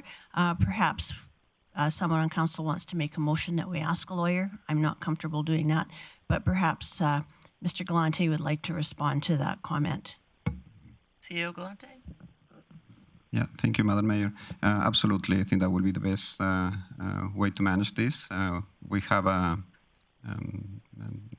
lawyer that we are in constant communication, so we can put the question and solicit legal advice. Perfect. Councillor Blackmore, that's my interpretation as well, is that in order for us to be compliant with the MGA, that we need to follow one of the formats laid out. So, but I do see Councillor Berg in the queue. I will move to him unless you had a motion ready to go. Okay, Councillor Berg. Yeah, I just actually more have a comment. And again, I acknowledge, what Mr. Hugo and so many others have been through over the last 2 years. My comment is that harm is also a personal perspective where I've got, close personal family member that has waited 18 months for surgery and can't get it. And his health is diminishing and he just can't get in for the proper surgery, even though he's been into emergency twice because he feels it. There's just no room for him. So again, harm is a personal perspective, and this is a complex issue. And the bottom line is to try to keep people out of the hospital. And just today, a new wing of the Stollery's Children's Hospital will be used for emergency patient overflow as hospitals in the Edmonton Health Zone struggle with Omicron variant surges. So this is complex. There is no easy solution. There is no easy answer. And again, I'm not a lawyer and I'm not a doctor, so I don't have those answers. So we have to rely on those that are in those positions and accept them at their word, because again, that's not my skill set. But I just know that this isn't easy on anybody, and I acknowledge your pain and suffering as I do along with my dad. All right. I see no one else. There we go. Councillor Thiessen. Well, if there's no more discussion, I guess we might as well throw a motion on the table and see where that goes. So, in saying that, I would move that that council move this topic to the most appropriate standing committee to seek out a lawyer in regards to what the REP, mass mandates, staff acts, business restrictions mean in context of the Alberta Bill of Rights and the Public Health Act, and potential ramifications if we were to go against those to the next appropriate standing committee. We'll just give our Legislative Services Manager a moment to catch up.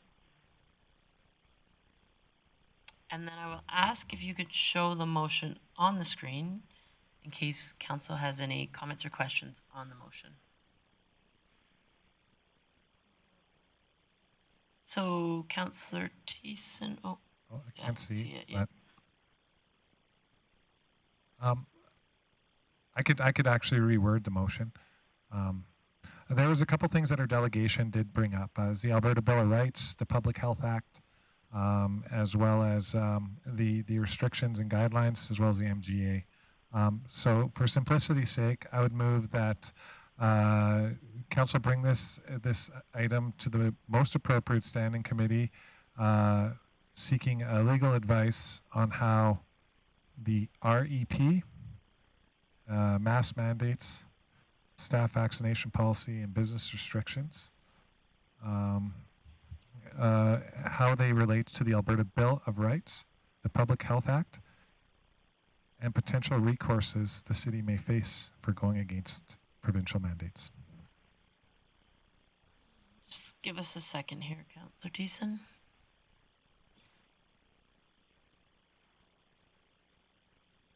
So if I'm understanding correctly, without seeing the motion, you're referring this discussion to the appropriate standing committee, as well as looking for a legal opinion on the COVID health measures and how they relate to the Alberta Human Rights Bill.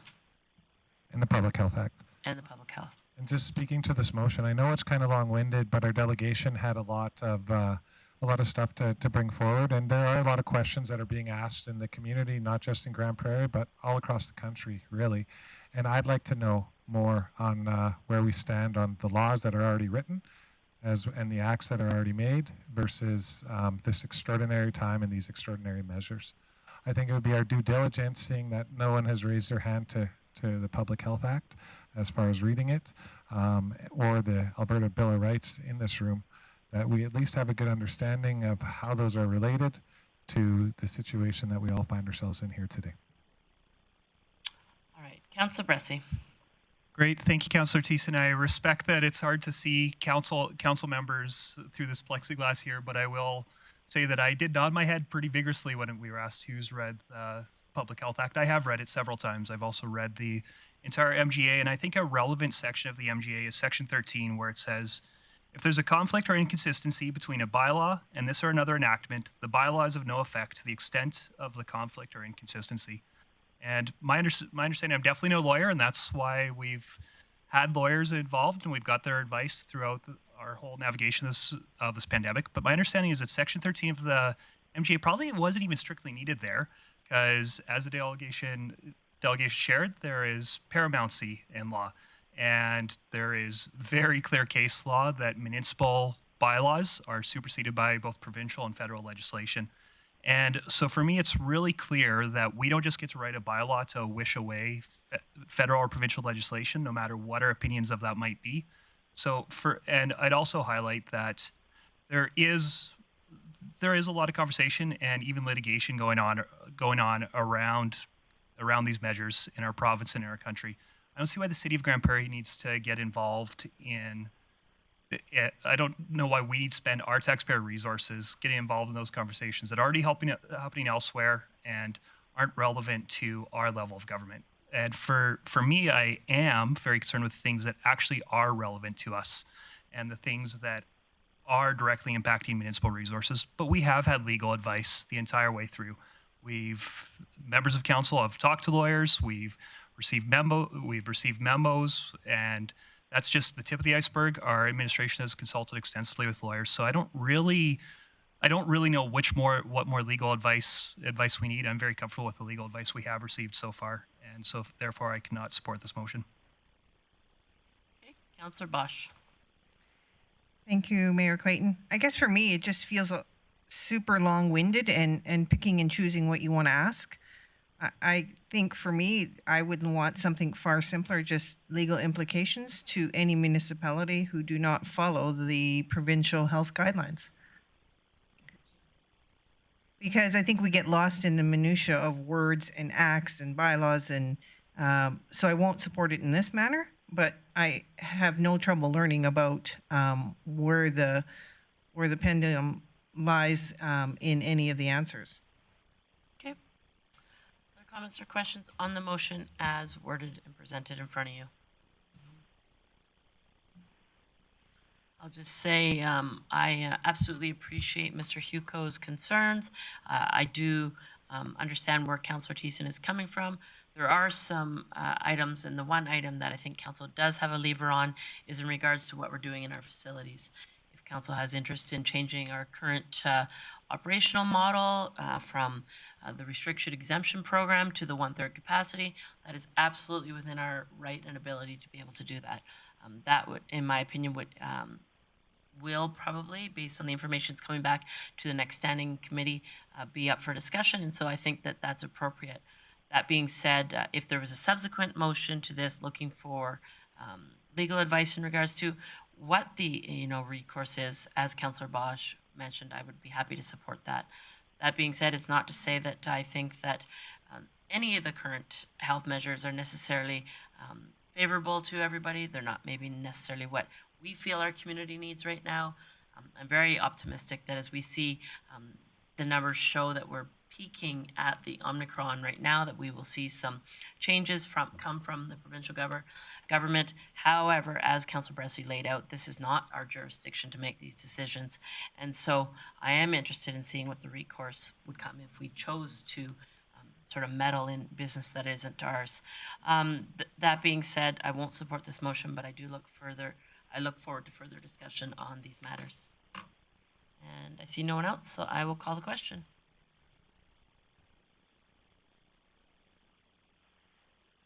Councillor O'Toole, nay. Councillor O'Toole is opposed. Sorry, Mayor Clayton, could I ask for a revote?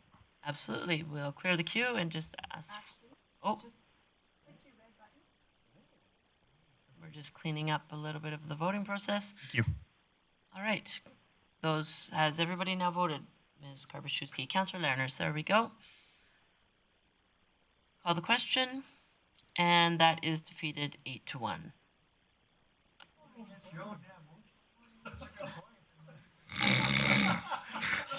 All right, Councillor Bosch. Thank you, Mayor Clayton. I would like to make a motion on basically what I just spoke of about 4 minutes ago, that we just look into the legal implications to any municipality not following the provincial health guidelines and look into where our possibilities are to our city facilities. So If if possibilities I could just lie. possibly friendly amendment that you stop after the recourse. We know what our options are, and it's fairly clearly laid out. So, and I think that is a discussion that will happen at the appropriate standing committee. But if you were just to leave that motion as bring back information, seek out legal opinion regarding the recourse of not following the current provincial restrictions or guidelines. Excellent. Okay. Thank you. Comments or questions on that motion? Councillor Bressy. Sorry, I can't. I don't need a lawyer to. I don't need a lawyer to tell me that we have to follow provincial law. And I don't know why we'd spend money getting a lawyer to tell us follow provincial law, dummies, or challenge it in court if you don't believe in it. And so I can't support this motion. I think that it's fair enough if we want to have a conversation about do we want to opt in or out of the Rcmp program in certain facilities, or do we want to? Today we approved an advocacy list that I note that for members of council that are concerned with current provisions, there wasn't. You didn't make a motion to add this to our advocacy list. So if you've got problems with provincial law, then persuade us to make this a point of advocacy, and let's try advocacy to change the law before we go straight to, hey, lawyers, what happens if we break the law? And so I absolutely cannot support this motion, although I'm very open to having more conversations about how do we want to engage this. But engage a lawyer to ask if we can break the law. No, thank you. Further comments or questions on the motion? I will give you a moment to close in just a second, Councillor Bosch. Councillor Bosch. Mayor Clayton, for me, this isn't about whether we're breaking the law. Clearly, we would know that in one or two questions if we asked some legal counsel. This is about representing all citizens that are in our community. So if they have that question, I think it's fair to ask it. If that answers their question, great. If it doesn't, then people can move forward, or we could move forward. But I think just to shun out that people may have a disagreement or a different thought process is not what we're here for. We're here for everyone. So I would ask that people vote for this motion, and just to, if anything, to show goodwill to our entire population base. That is Councillor Bosch's close. I'll call the question. Councillor O'Toole in favor.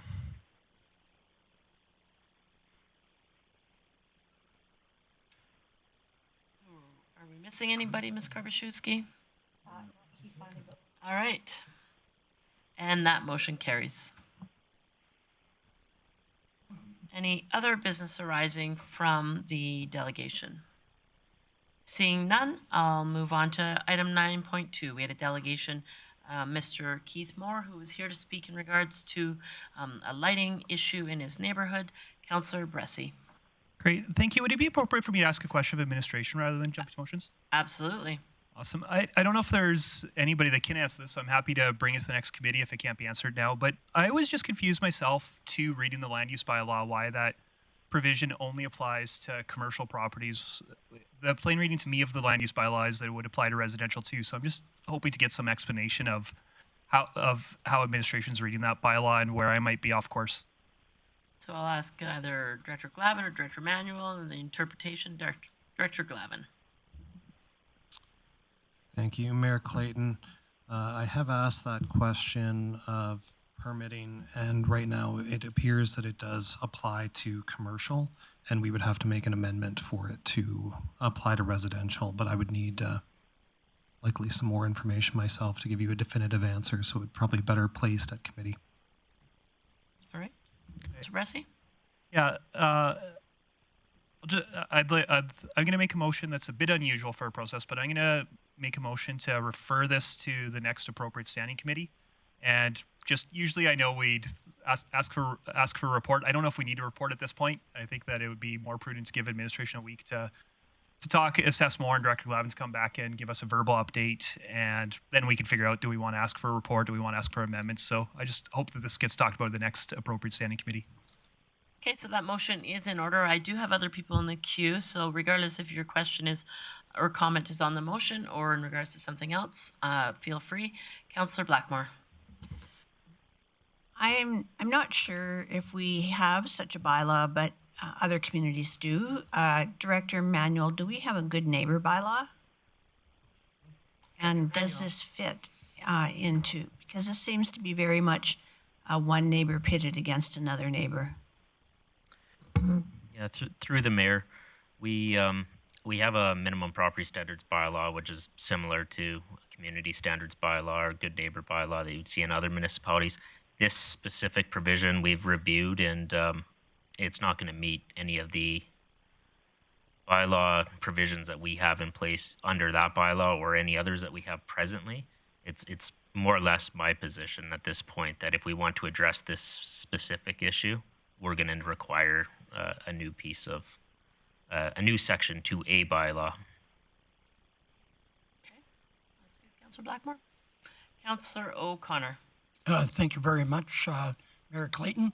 I will speak in favor of this. We refer to the appropriate committee, as Director Glavin has mentioned, that there may be social protective and social services involved, and may even corporate services. So they may have to bounce around, but this is light pollution at its worst. And when I went there, they're doing light wars right now. It feels like Star Wars, and I'm not trying to make light of the situation, but it needs to be referred to committee. Thank you. Thanks for your comedic color to the conversation, Councillor O'Toole or O'Connor. I will now see if there's any further questions regarding the delegation today. Seeing none, I will call a question.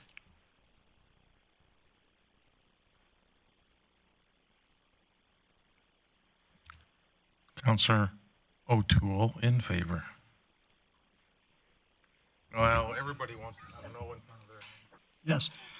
Thank you, Mayor O'Clayton. All right, and that motion carries unanimously.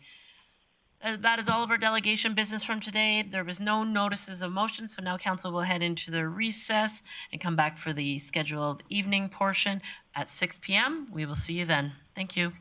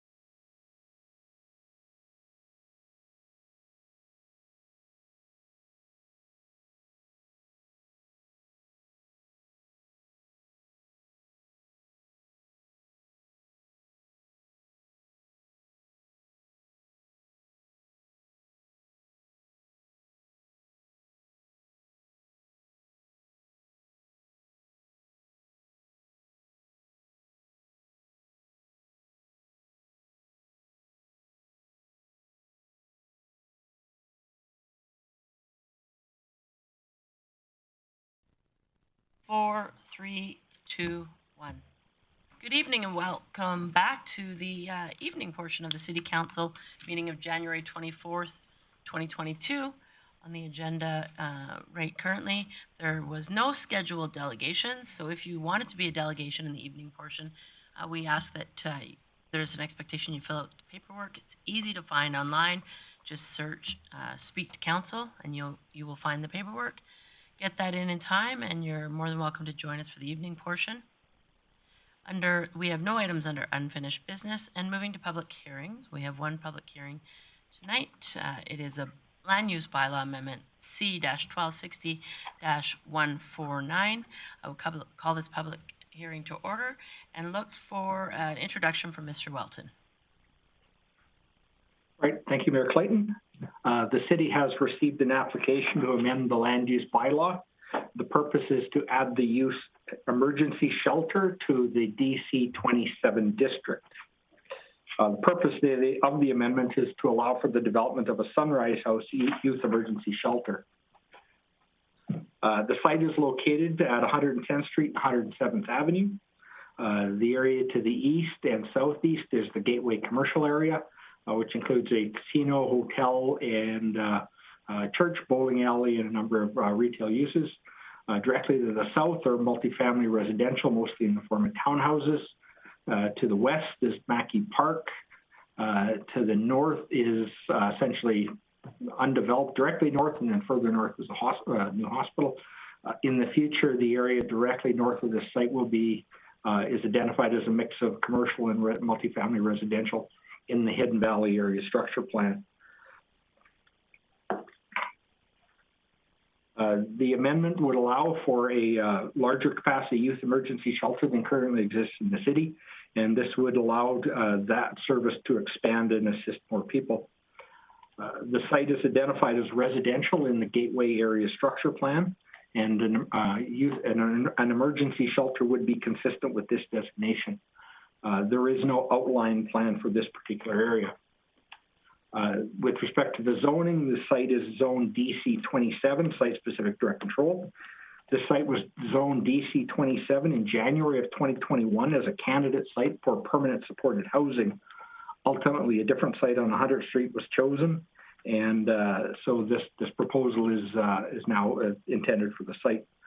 The uses allowed in the DC district are currently very limited, and this amendment would only allow emergency shelter to be added. The report identifies the requirements for or the definition, I guess, is for the emergency shelter. And as the first bullet point does identify that it requires a direct control district for proposed development. And this site obviously is already zoned DC 27. And therefore we consider the use that is being proposed for the site to be appropriate. The land to the north is zoned DC 5, which is for the hospital site. That DC district was created specifically to allow for the construction of the hospital. Once an outline plan is adopted for that area, the expectation is that that area will assume more conventional residential and commercial and public service district designations. Mackey Park to the west is zoned public service, multifamily to the south is RM, and the Gateway commercial is CA. All are very conventional and expected districts. The DC3 that's identified on the map is a vacant site identified for future high-density multifamily housing. That is obviously undeveloped at this point.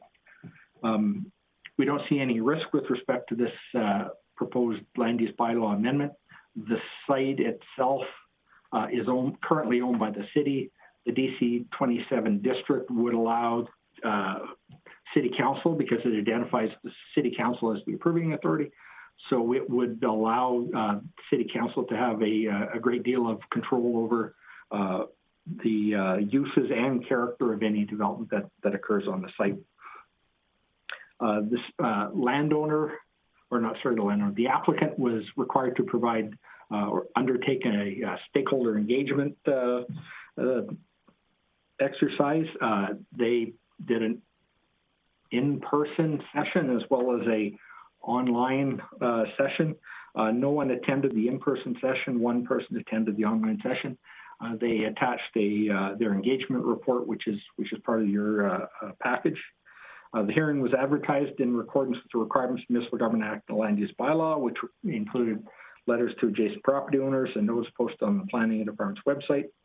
The report identifies a sign posted on site. In fact, that's incorrect because this is not a rezoning. We did not require a sign to be posted on the site. And we did not receive any comments or concerns as a result of any of this consultation. The proposed amendment would allow for development of an emergency shelter on the site, which we consider to be an appropriate and compatible use of the site. And therefore, we are recommending that City Council give this first, second, and third reading. Thank you, Mayor Clayton. Thank you for that, Mr. Welton. I will now ask councils if there is any questions for administration. Councillor Lerners. Thank you, Mr. Welton. Gosh, I should know this, but I don't. On this direct control, is the shelters, is that going to be a permitted use, or is that a discretionary use, or is there such a thing in that zoning designation? Mr. Welton? Through the mayor, the DC district identifies council as the approving authority. In any DC district, nothing is permitted. Everything is really discretionary. And even if something meets all the requirements of a DC district, an approving authority can still turn it down. There's in a DC, there's really nothing called permitted. Everything is essentially discretionary. And in this case, council is the approving authority for anything that would be proposed on this site. Thank you. So just so we're clear, then tonight we're not voting on we're just amending this DC 27. We're not actually approving the use of the shelter in that site tonight. Mr. Welton? That's correct, Mr. Mayor. Madam Mayor, in some cases, the DC districts have a little bit more detail with respect to the built form that's going to go there. In this case, specifically, or most importantly, because the city owns the site, it has a second layer of, of control that doesn't necessarily exist if it was a privately owned site. So at this point, it's just DC. A development permit application would at some point come back to council for approval. Thank you. Thank you. All right. Just double check with council that there's no further questions for administration. And seeing none, I will see if if there's anyone on the call tonight to speak in support of this amendment. And I will ask a second time if there's anyone here to speak in support of this amendment. Perfect. I see one person tonight. Ms. Wald, if you could just introduce yourself for those who are watching. Sure. Good evening. My name is Tanya Wald, and I'm the Executive Director for Sunrise House. Just appreciate being able to come in tonight and give you just a little bit of information about the project and where we're hoping to head with it as we move through these stages with council. So through the operation of Sunrise House, we provide temporary and transitional shelter to youth ages 12 to 17 who find themselves without a safe place to turn. Youth come to us for many reasons: family breakdowns, family violence, neglect, mental health, and any other reason for them not to feel safe to return home. Our primary goal as an agency is to break these cycles of trauma and provide and put an end to youth homelessness in our region. Over the years, I've been asked many times what brought me into this work. However, what is more important and relevant is why I stay. Over the years, we've had the privilege of meeting thousands of youth, many of whom remain connected to us. The best days are the days when youth drop by to update us on how well they're doing, to thank us for support, and sometimes to ask for additional guidance. When youth and their families become connected to our shelter, they essentially become part of our family. In order for us to continue providing a high level of care and ensure no youth is left without a safe place to turn, it is critical for this project to come to fruition. It is estimated that 20% of Canada's homeless are youth, and that 70 to 80% of homeless adults in Canada had their first experience when they were a child or a youth. It is evident that efforts must focus on prevention rather than reactive measures, and when we can increase our preventative programs and services, the entire community and region benefits. We do this by offering various stages of support within Sunrise House. Our shelter program being the first step, for youth can access 24/7 with access to highly trained and caring youth support workers. Our support workers are part of our case management team, which ensures each youth has their own individualized support plan with the goal of moving them through shelter as quickly as possible. Our family support and reunification program becomes involved with the youth by connecting with their guardian or alternative healthy adult in their life. We believe that the key to ending child and youth homelessness is through family and natural supports. Through all of our programs and services, we are determined not to discharge a youth into homelessness. And with this new facility, important intervention programs like these will better ensure we meet these goals and that every youth that comes through our door. We are not just a shelter or a place to sleep or eat. We're an opportunity for these young people to get the supports and care needed to change their trajectory and lead healthy and successful lives. We have been in our current 12-bed facility located in Mount View since 2003. And while it has served us well, the building can no longer sustain our programming needs, and there's no option for expansion or renovation on our current site. The land that has been identified in Gateway and all of our conversations since have been positive ones. This specific location will give us and our youth better access to the hospital, closer to the high schools, as well as many employment and recreation options within the vicinity of the site. Being close to the college will allow more opportunities for students to gain important experience through their educational journey. The additional green space will allow us to provide space for engagement, learning, and play. Our current site has a small community garden that we look forward to growing as it has proven both therapeutic and a great opportunity for youth to learn important skills and the understanding of food security. With a purpose-built facility, we are confident that we will have the ability to address the issues of youth homelessness more effectively within our city and region, and believe that with the right early intervention strategies and programs, we will have a noticeable impact on our homeless population. I'm proud to be part of an agency and community that believes in our young people and does not look at where they are now, but where they are going. And I'm proud that every youth we've had the privilege of walking alongside and setting them up for a brighter future. With your support, youth and their families will continue to have a safe and supportive place to turn, a place of safety and a place of hope. Thank you very much. Thank you for that. I'll ask questions or any questions from council for the presenter. Councillor Berg. Yeah, thank you, Ms. Wald. I really appreciate you speaking in favor of this. My question is I don't know, do you have a ballpark idea when you expect to start construction based on our approval? Ms. Wald? So the current plan is to start building by spring or early summer. Oh, wonderful. Okay. And this site suits your needs perfectly then? It does. Yeah, we've looked at various sites in the city, and this one has really landed on just the accessibility of the site and the accessibility to all the different services that are around it. We're really happy with it. And we've done a lot of homework over the years trying to find that best suited spot. Wonderful. Thank you. Thank you for that. I'll just check again with council if there's any other questions. Seeing none, thank you for coming tonight, Ms. Wald. I will ask a third time if there's anyone else here to speak in support of this amendment. All right, now I'll ask if there's anyone here to speak in opposition of the submission for the amendment. A second time, if there's anyone here to speak in opposition, please turn your camera on, as there's no one else in the chambers. And a third time, I'll ask if there's anybody here to speak in opposition to the amendment as presented. Seeing none, I will close the public hearing and look for business arising. Councillor Blackmore. I'm prepared to make a motion to give first reading to Bylaw C-1260-149. Perfect. So that motion is in order to give first reading to Bylaw C-1260-149, being an amendment to the land use bylaw. No discussion or debate on first reading. I'll call the question.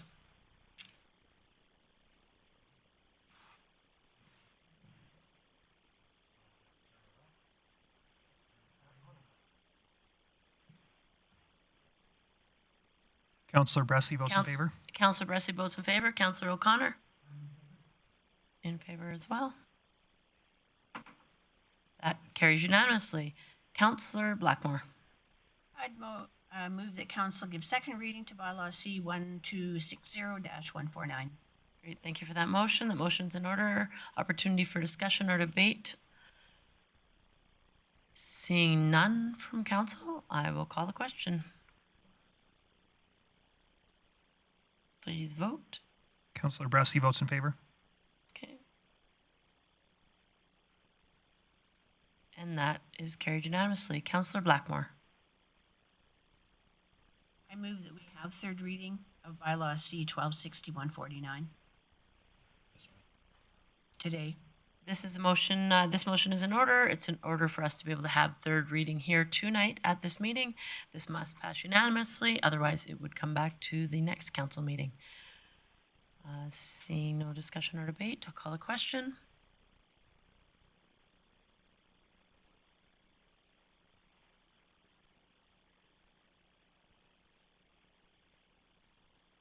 And that carries unanimously. Councillor Blackmore. I move third reading of this motion. Perfect. That motion is in order. We will be having third reading here tonight. This is an amendment to the land use bylaw, simply adding emergency shelter to the existing land use bylaw. I see no comments or questions from council, so I'll call the question. Please vote.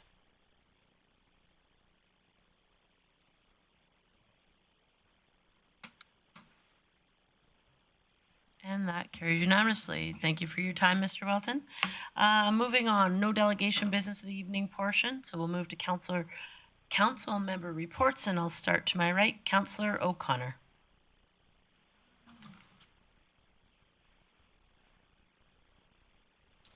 Thank you, Mayor Jackie Clayton. Clayton for some. Highlights. Attended the Grande Prairie Public Library Zoom meeting, and they're moving along. They have a really great display with, what do you call it? The imaging. Dylan Bressy did that. What do you call that? Oh. Wow. There's an image. Anyway, Councillor Bressy at the library, apparently. I'm really getting it. Yeah, you took a design course and at the library and 3D printing. Thank you very much for that. I was going to say Chinese finger trap, but. So there is a 3D display on at the library is what you're trying to say. Okay, yeah. Okay, perfect. Yeah, it was great. And we had the grand relaunch of the Grande Prairie Regional Tourism Association. That went very, very well. Council took Learning About Procurement 101. That was scintillating. We had standing committee meetings last Tuesday. The Peace Library Executive Peace Library System I can't even speak English. That was very well appointed. Yeah, I see that. So anyway, Councillor O'Connor, would you like me to come back to you? No, I'll finish off. Anyway, we had the executive meeting on Saturday, and took a lot of inquiries about windrows and all kinds of fun stuff with our streets. Thank you. Thank you for that. Councillor O'Toole. Thank you very much, Mayor Clayton. I attended some of the stuff that Mr. O'Connor mentioned. I did volunteer to sell some tickets at the Rotary Dream Home, and particularly that night we had quite a few people coming in and viewing the Dream Home, and hopefully my name gets drawn somewhere in that package. It's been 20 years now, so. But we also attended the Alberta Combative Sports meeting that was held, and the Municipal Policing Advisory meeting. It was at that meeting as well, and the Alberta Policing through the AUMA. I attended that, and today we had the mayor and council meeting. So that was my game plan for the last 2 weeks. Thank you. Thank you for that, Councillor Blackmore. It's been a little bit quiet the last 2 weeks for me because 2 or 3 of the events I was supposed to attend were canceled because of COVID. It's the story of our lives. I did attend the Grande Prairie Tourism rebrand, and we have their water bottle right here. That's what their new logo looks like. Kind of see it. You can see the, I call it the timepiece because I can never remember the word sundial. The giant timepiece that makes your wrist hurt. I also attended the policing call that came through Alberta municipalities, which was a couple hours long, and some interesting information there. And that is pretty much it, other than the number of calls and emails I've received regarding snow removal, but we've all gotten those. So, All right, thanks for that. Councillor Berg. Thank you, Mayor Clayton. One of the things that I attended was the Grand North Winterfest. I attended all 3 locations and had a blast. I really want to thank whoever booked the weather, because the weather was perfect, and it was great to see so many families out. Something we haven't seen for quite a while. So hats off to everyone involved with that. I know it's just going to grow more and more from here. Before council, I walked over to the Center for Creative Arts and I took an exhibition in from Norman Johnson. And when we had a tour of the community care campus, Norman is actually one of the residents there. And it's a really outstanding art show. I liked it a lot. He does great movement, and you could really see in the artwork that he has a really good soul. So if you get the opportunity, head down to the Center for Creative Arts and check that out. Also, one final thing is I had a couple of calls around landscape. People were having issues with, I guess, loaders disturbing some of the landscape. And something that I learned today is that the city will help you out with that come spring. Head to cityofgp.com, and I believe there's a portal in there that will allow you to do that, and the city has a budget to remediate your lawn.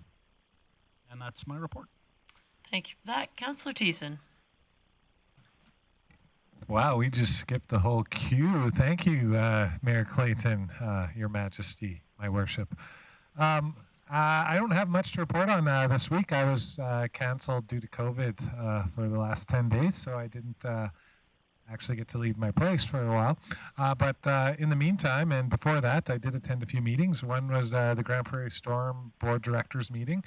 It was actually, I thought it was my most productive meeting so far with all the people in the room. I think we definitely have some issues that we're facing with the AJHL. Makeup games was a hot topic, and how we're going to go about networking with the other teams in the league, because the league apparently isn't helping us reschedule those games. So it's a bit of an onerous task for the management group. So that's the one bad thing. The rest was all good. It was all about how can we engage the fans more, how can we make more better decisions when it comes to fundraising, so that we end up with a profit rather than a loss. And then probably the biggest thing that came out of that was the group agreed to undertake a strategic plan, which no one around the table had remembered the last time, if or ever, the Storm had ever done a strategic plan. So we're going to address some of the issues facing the Storm going forward, and I'm really excited for that in the coming months.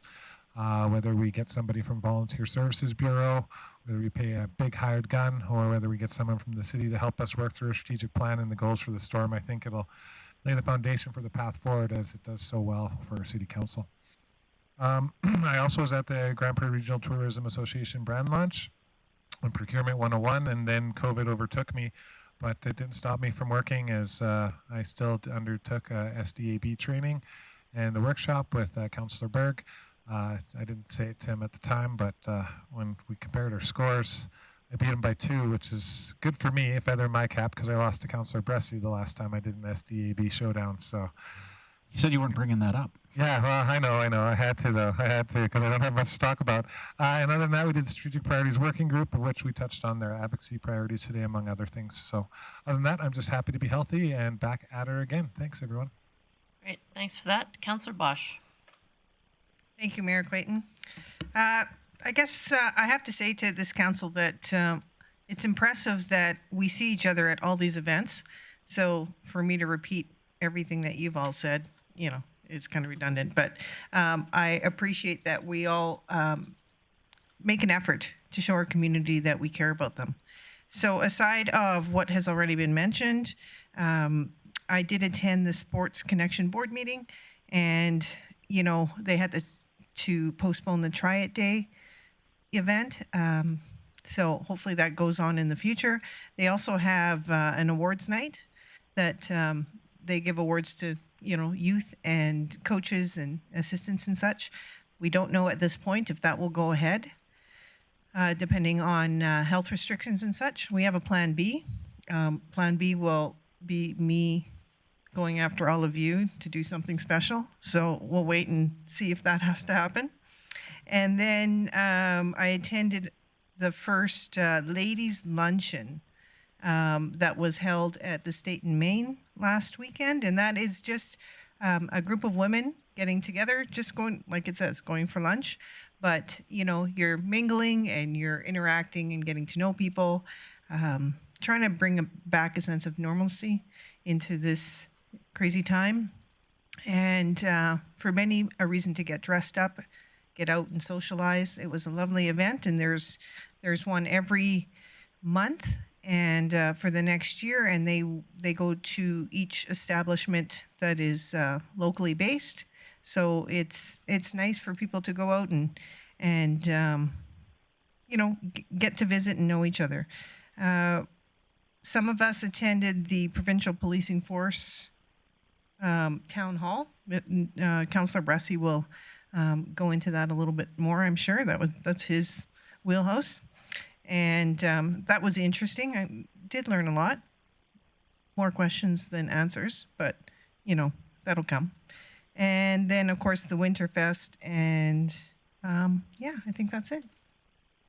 Thank you for that, Councillor Bosch. Councillor Bressy. Great. Thank you, Mayor Clayton. For Alberta municipalities, I got to participate in my first municipal governance committee meeting, and mostly just learning the work of the committee. But one thing that I wasn't super aware of, I knew it was happening, but I didn't know too much about, was the Future of Municipal Government project, which is working with the School of Public Policy to publish a series of papers on what municipal government in a healthy way could look like in 10, 20 years. And I'm excited to see some of the results coming with that and hear from all of you your thoughts. So it's going to be really interesting work that I'm excited to be part of.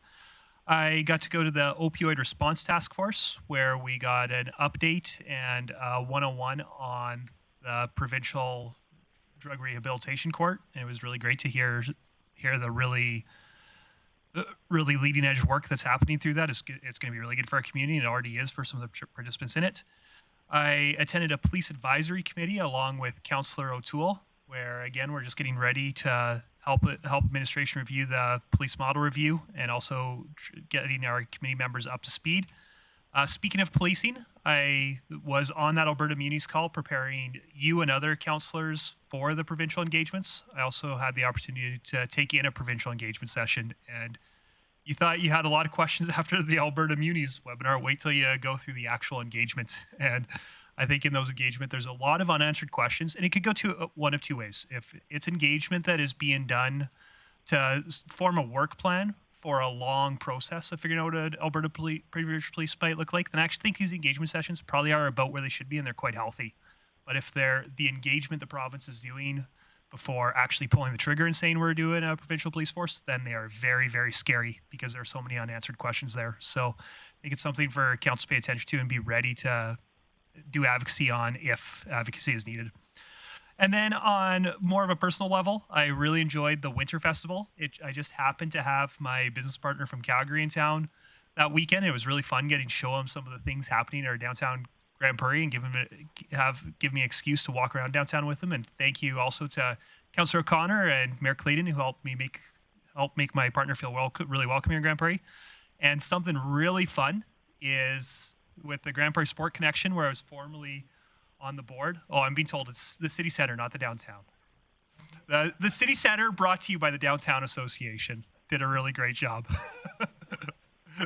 But on a personal note, it was the Sport Connection. While I was on the board for the last couple of years, we were working on the Make a Diff grants, and unfortunately, that's after school intramurals for kids, where kids in elementary school get free sport opportunity, and where the Sport Connection gets to train coaches so that they're ready to go and take care of other kids in our community. That's something we were working on for a couple of years in the Sport Connection and got booted down the road because of COVID. And I got to sign my kid up for Make a Diff in Avondale next week, I believe it starts. So that was really fun to see that coming to reality in my kids' school and a few other kids' schools.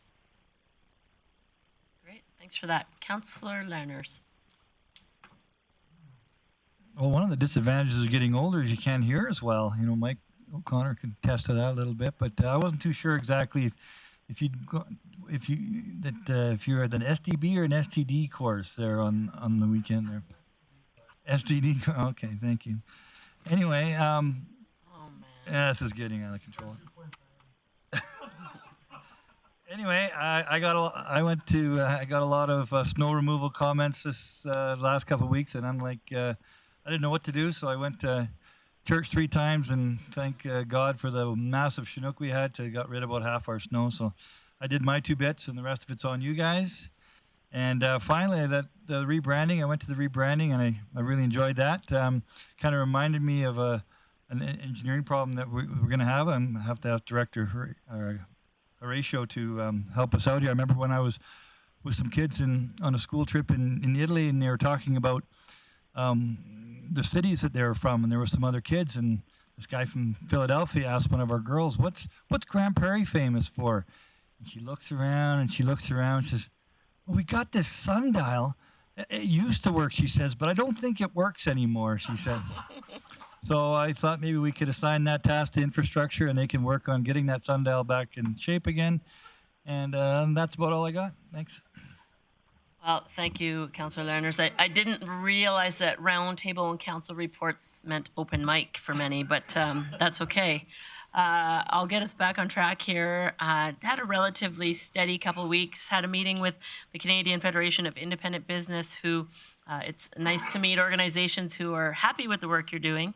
I did get a report that I'll share with council in regards to how they feel Grande Prairie is doing compared to other municipalities in Alberta and in Canada. They're happy with a few things in our ratio of residential to non-residential tax, and they're also happy to see that we are reducing operational costs and while still at the same time growing. So it was a good conversation. They had some interesting data that I'll share with council. As well, I had an opportunity to have coffee with MLA Allard, who gave me an update of what the next little while looks like from her perspective. It was a good update from her. Also had a mid-sized city mayor's caucus call where Deputy Commissioner Commanding Officer Curtis Zablocki spoke to the mid-sized city mayors, which was an opportunity for various priorities from different municipalities be addressed on that call. Also, like many councillors, attended multiple locations, all the locations of the Grand North Winterfest. A big shout out to all the staff that made that event very enjoyable, and also to the sponsors in the community. From Aquaterra to Dark Flavor, to people coming out building the half pipe. There's many volunteers and sponsorship involved. So big thank you to the Downtown Association and the various supporters there. Hope to see that event continue to grow. And I've heard nothing but great feedback from the community on that. Had a meeting with Shireen Griffins, VP External from Northwestern Polytechnic, talking about their engagement strategy going forward, engaging with the stakeholders to see where Northwestern and their programming and the Polytechnic really fits within our community and within our region. Also did an interview with Diversity Magazine as a kickoff to February's issue for Black History Month. So it was a very interesting conversation. And also, like many, attended the GPRTA branding event. What I really enjoyed about that is I love their tagline, untapped, unfiltered, unforgettable. And I think, the more you think about those 3 words, they really, truly do describe the region. And I think that they did a great job in that rebranding. So congratulations to them. And then last but not least, just want to thank Councillor Bosch, who's ending her brief period as deputy mayor, filling in when I wasn't able to. So thank you for what you were able to do for that. And I don't know if we did it last council meeting, but if we didn't, shout out to the volunteers that made the curling, men's and women's curling provincials happen. It was in a questionable period in regards to COVID of whether or not it would go ahead and wouldn't go ahead. And although there wasn't the crowds there that we had hoped for from a tourism perspective, I heard great feedback from sport officials and organizers that the participants were extremely happy about it. And we know that Grande Prairie always hosts great events, but to see it in a time of a pandemic just shows how committed we are to showcasing our community. So thank you to those who were involved. And with that, I'll call the meeting adjourned. Thank you, everyone.